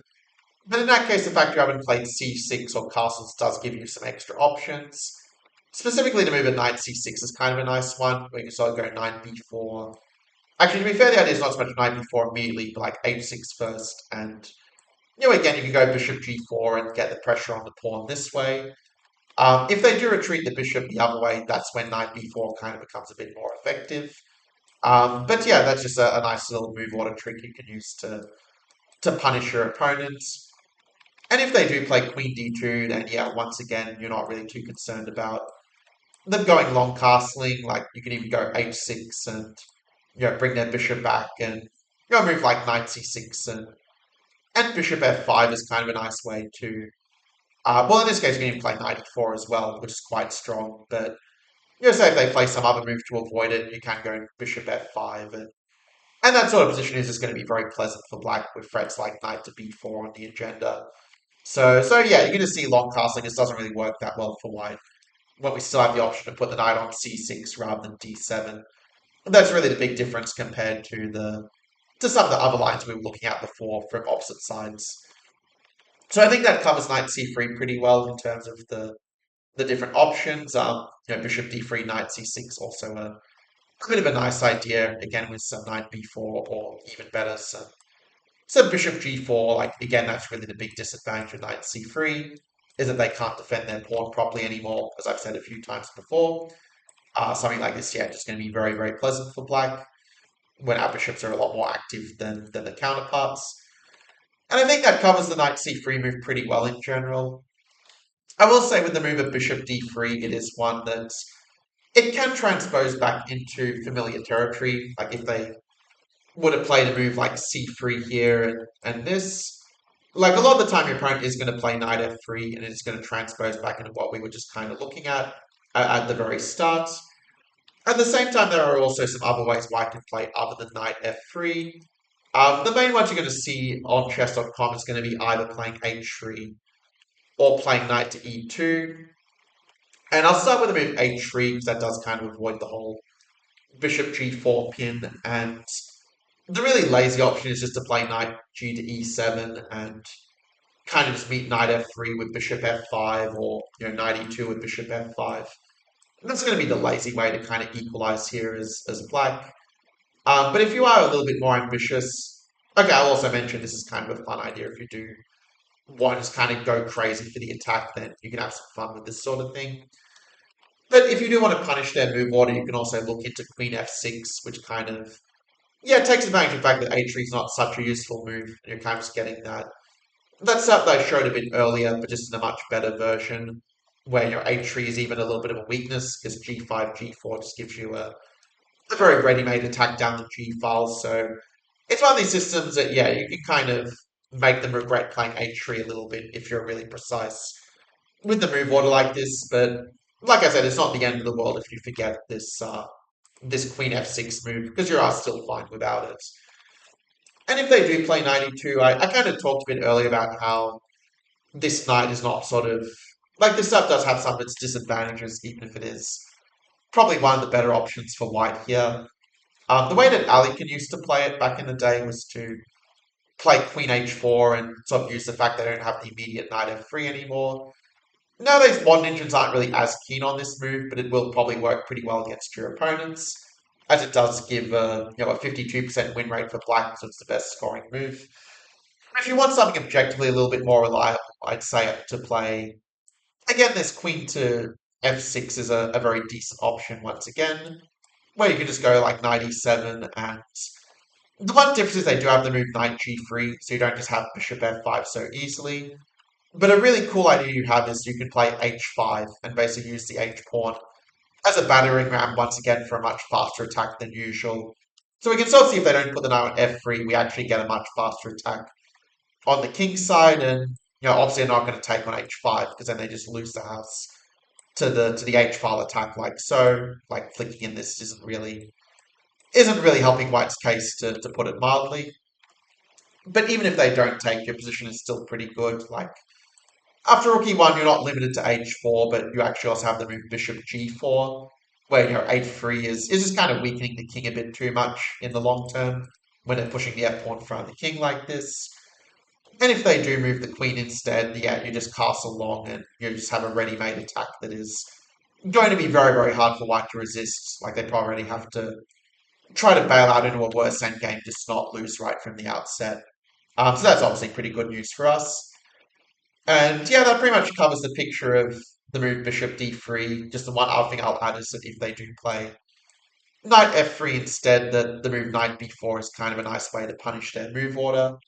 Again, if you play like bishop d6 and transpose to what we were looking at, there's nothing really wrong with that either. But knight b4 is kind of a nice extra option that, if you're able to get that bishop pair advantage, you're obviously just very, very comfortable in a position like this one.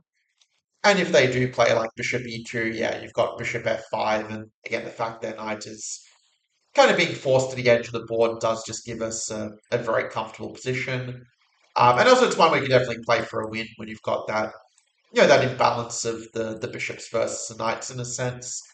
Yeah, whether you go knight e7 or knight f6, like both moves are pretty good. So I'll leave it up to you which one you want to play. Because yeah, either way, black is totally fine. So that kind of covers bishop d3. And the final move that I will touch on here, it's the one other move for white that's seen in more than 4% of the games, is the move of c4. The good news though is that compared to the version of bishop on d6, this is going to be a much better version for black. Because after the move knight c3, which is a move that white's almost certainly going to play at some point, like they might go knight f3 or they might go cd5 first, but they're going to play knight c3 sooner or later. Well, instead of putting the bishop on d6, what do you think might be a better square for the bishop in this position? So the answer is that we can actually play bishop to b4 and just pin the knight kind of like it's an Imzo Indian. There's different moves white can play, like this knight f3 is the most common one. I'll touch on a few others, like I'll just put them on the board just to kind of make sure I remember to get to them later. But let's start with knight f3 first, because that's one of the more common ones. So in this case, we just castle. We kind of wait for them to develop the bishop to e2 or to d3. And in that case, I just like the idea of just taking, because you can kind of play it against both the bishop e2 and the bishop d3 moves as such. So we take, and something actually that surprised me a little bit was how often on chess.com my opponents wouldn't take the pawn, but would just play a move like castles instead. And I'm guessing they played this because they were afraid of a rook e8 check. But the problem here is that they are sacrificing a pawn, and they're just not really getting enough compensation for it. You can also play bishop e6. That's also a pretty good move here, just holding onto the pawn and developing. But the idea of b5 is that in a4 you kind of just go c6, and if they take, it doesn't really help because you just keep the pawn safe. And if knight e5, you've got knight d5 as a way to like attack the pawn and also make sure you don't lose the rook like this. So then black is just going to be a pawn up with a very healthy position after some normal developing moves. So in any case, with that, let's see what happens if they do play bishop c4, which is kind of the more, principled move.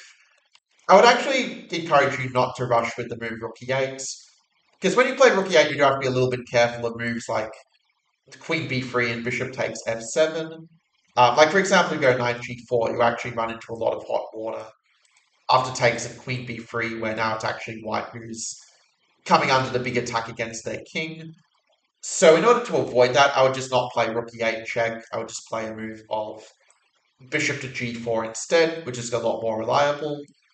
And then after castles, the move of knight c6 is kind of the simplest. There is a game actually that the Vietnamese GM Tu Hoang Tong played against me in the Australian Championship 2014, where he actually prepared this very cool idea of takes and queen d4, where he basically sacrificed the exchange, but ends up having very good compensation with bishop d6 and threats like bishop h2 or playing knight c6. And this line actually does have a very good score for black in the database. Like black is scoring a 67% win rate after bishop d6, which is absolutely insane. And whether they go queen a7 or queen f3, the idea is kind of the same. Like you take and you just get this really nice attack against the king. Like if white doesn't find the move f3, the position is just very, very bad for white, basically. Like outright losing even, with the knights just coming into the attack like so. So that can be a very powerful system. The one thing to keep in mind is they can play the move bishop e3, so it's not like you can play this just as a sole repertoire. But still, in this case, like you go knight c6 and just have a very healthy position against the IQP, where if they play h3, you can even just like take and just take the pawn here if you want to. Um, I mean, if they go queen b7, you have a few tricks like this where you can sort of play this long forcing sequence where at the end you have bishop knight c2, and you kind of mess up their structure and just sort of say that the end game is is going to be a little bit better for black after like rook b6 and just trying to set up the structure in your favor if they take. And also just put pressure on the e3 pawn. That's obviously a bit of a weakness for them. So that can be a nice way of playing it also that's very, very concrete. If they play a3, you just kind of go bishop a5. Like you're pretty happy if they go b4 because then your bishop just has really good pressure against the pawn. And moves like knight b5, like you just kick away the knight later, so it's just never really going to be much of a problem. With black already, in fact, being much better at this point, as it so happens. And also, if they do play some other move, like, I don't know, if they play a move such as rook to c1, then yeah, you can just play like rook a d8 and just have good pressure against the pawn. Like the other rook's going to come to e8, and again, you just have no bad pawns, no bad pieces. You can also swing the bishop around to pressure d4, and you can sort of see by white having a weak pawn, it just makes your plans so much clearer to understand and to play, where even without a lot of time on the clock, you can still play pretty good moves here as black, and obviously the fact we're slightly better definitely doesn't hurt either. But I think that gives you enough ideas to work with to really have a good repertoire if they do play knight f3. And if they play some less common moves, like bishop g5 just isn't really going to be a problem, because, yeah, they don't really have a better move than knight f3 anyway. And then there are some annoying moves, like you go rook e8, and you don't really want to play bishop e3 and lose a tempo, but if bishop e2, now we can just take a pawn for free because of the pin, and again, a position like this is just going to be very nice. Like we're up a pawn, we are defending our extra pawn, and life is just quite good. Even if they do see the trick of d5 and get the pawn back, like this is still just a very nice position when you've got the pin, and a lot of very easy moves to kind of improve your position from there as well. Because a d5 pawn is still a little bit of a weakness here as it happens. Now, what if they play a bit of a different move? And this is going a little bit deep, it's just making sure to cover some of those funny moves that are not so common, but which can be a bit tricky to deal with. If a3, I would just take and just again go like rook e8, take the pawn if they offer it. And that's just going to make your life very easy. Like if they do play a move such as, bishop e3 to avoid losing a pawn like this. Well, we have various good options. Like knight g4 is the most tempting, just going for the throat like that. But there's also a more patient approach of knight d7 that the engine also just really likes, where you just sort of play more on the light squares and just make the point that in a position like this, like yeah, they've just got too many problems to deal with, and we can't have a very easy pressure with the fact that king has not really castled in time as it happens. So with that, yeah, I think that shows why a3 is not such a great move for white. If they play bishop d2, again, I would just castle and just leave the bishop looking a little bit silly here. Like again, rook e8 and just taking the pawn is just really hard to argue against. Like we've already kind of seen how these sort of positions play out more than once before. So we're basically just a pawn up essentially. And finally, if they do play a move of bishop d3, a lot of the time that's just going to transpose anyway after knight f3, but most of the time if white plays, they are playing it with the intention of playing knight e2, which is stuff that the big c4 expert Alexander Rachmanov likes to play as white. But you can get a good game with pretty common sense moves, like just take. Because also keep in mind it took two moves to get the bishop to c4, so it means they don't really get the initiative they were kind of hoping for, right?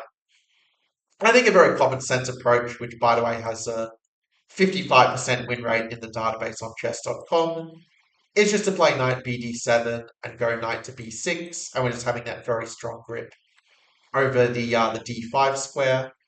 I probably should play bishop b3, because if they go bishop d3, they kind of struggle a little bit to get the attack they want if they can't pin our knights. So bishop b3 makes a bit more sense. And I mean, almost any move is going to be fine for black, like rook e8 is going to be fine. c6 is going to be fine as well, but rook e8 is kind of the move that scores a bit better in the database. Where after bishop to g5, yeah, you can just play, again, like h6. And the move order doesn't matter too much, it's more about kind of seeing where the pieces are kind of going. But White's attempts to attack just don't really work that well, because we can just trade off their bishop before anything really gets going. And if they do play a move like bishop c2, it's actually a little bit of a blunder. Like their idea is to try to get this going, but this is actually a trap that is actually quite out with some pretty strong players, where you can actually play the move of bishop to c4 here. And then when they move the queen away, the problem is going to be, say if they play queen f3, for example, then you can just play bishop takes c3, and either you're going to take the exchange that way, like bishop takes f1, and just be up in exchange like this, or what's going to happen is instead of this, if they do take with the pawn, you just take the knight, and you're just winning the house as such. So as you can kind of see, like whites can actually end up in very hot water if they do just fully focus on the attack route, really looking at what we're trying to do. For that reason, probably a better option for white would just be to play like knight f4, but it's not really a move you're going to see very often from white. It's not something I'd be too concerned about. Like, yeah, even a move such as, a5 and bishop d6 is going to be pretty healthy, for example. And, just play like normal moves from there, play against the IQP stuff we have looked at before. And okay, with that, we have hit the 2 hour mark. So, yeah, definitely one of the longer videos I've done in my life, that's for sure. But I think that with this deep dive, it's really given you a very good understanding of how to win as black in the exchange French. And I really want to go very deep as well, just to make sure that you had a resource that wouldn't just be useful for the first few games, but really give you that deeper grandmaster level understanding of the position, so you could really rely on them for the rest of your life. And it's very interesting to see how a lot of these ideas have kind of evolved since I first learned them as a teenager, because back then the chess engines weren't all that strong. But now we can sort of see a way of playing it where we don't just get, the fun attacking systems with, like bishop d6 and, this kind of thing that we saw. But it's also kind of backed up, by the engine saying that, okay, these are the ways we can make long castling work as black, and, also showing the versions where long castling won't work so well and we'll play it more positionally, but still with that scope to outplay the opponent with ideas like trading off the light squared bishops and maneuvering the knights around and exploiting some of the weaknesses left behind their structure with moves like b4 or even little hooks like h3 we can kind of take advantage of with g5 and g4 later. So there were a lot of subtleties. I know it was a lot of ground to cover, but do let me know in the comments below what was your favorite thing about this training, so I know to do more of it in the future. And with that, yeah, I'm probably going to get a massage pretty soon because this was a long one. But yeah, thanks for your attention, and I will see you in the next video.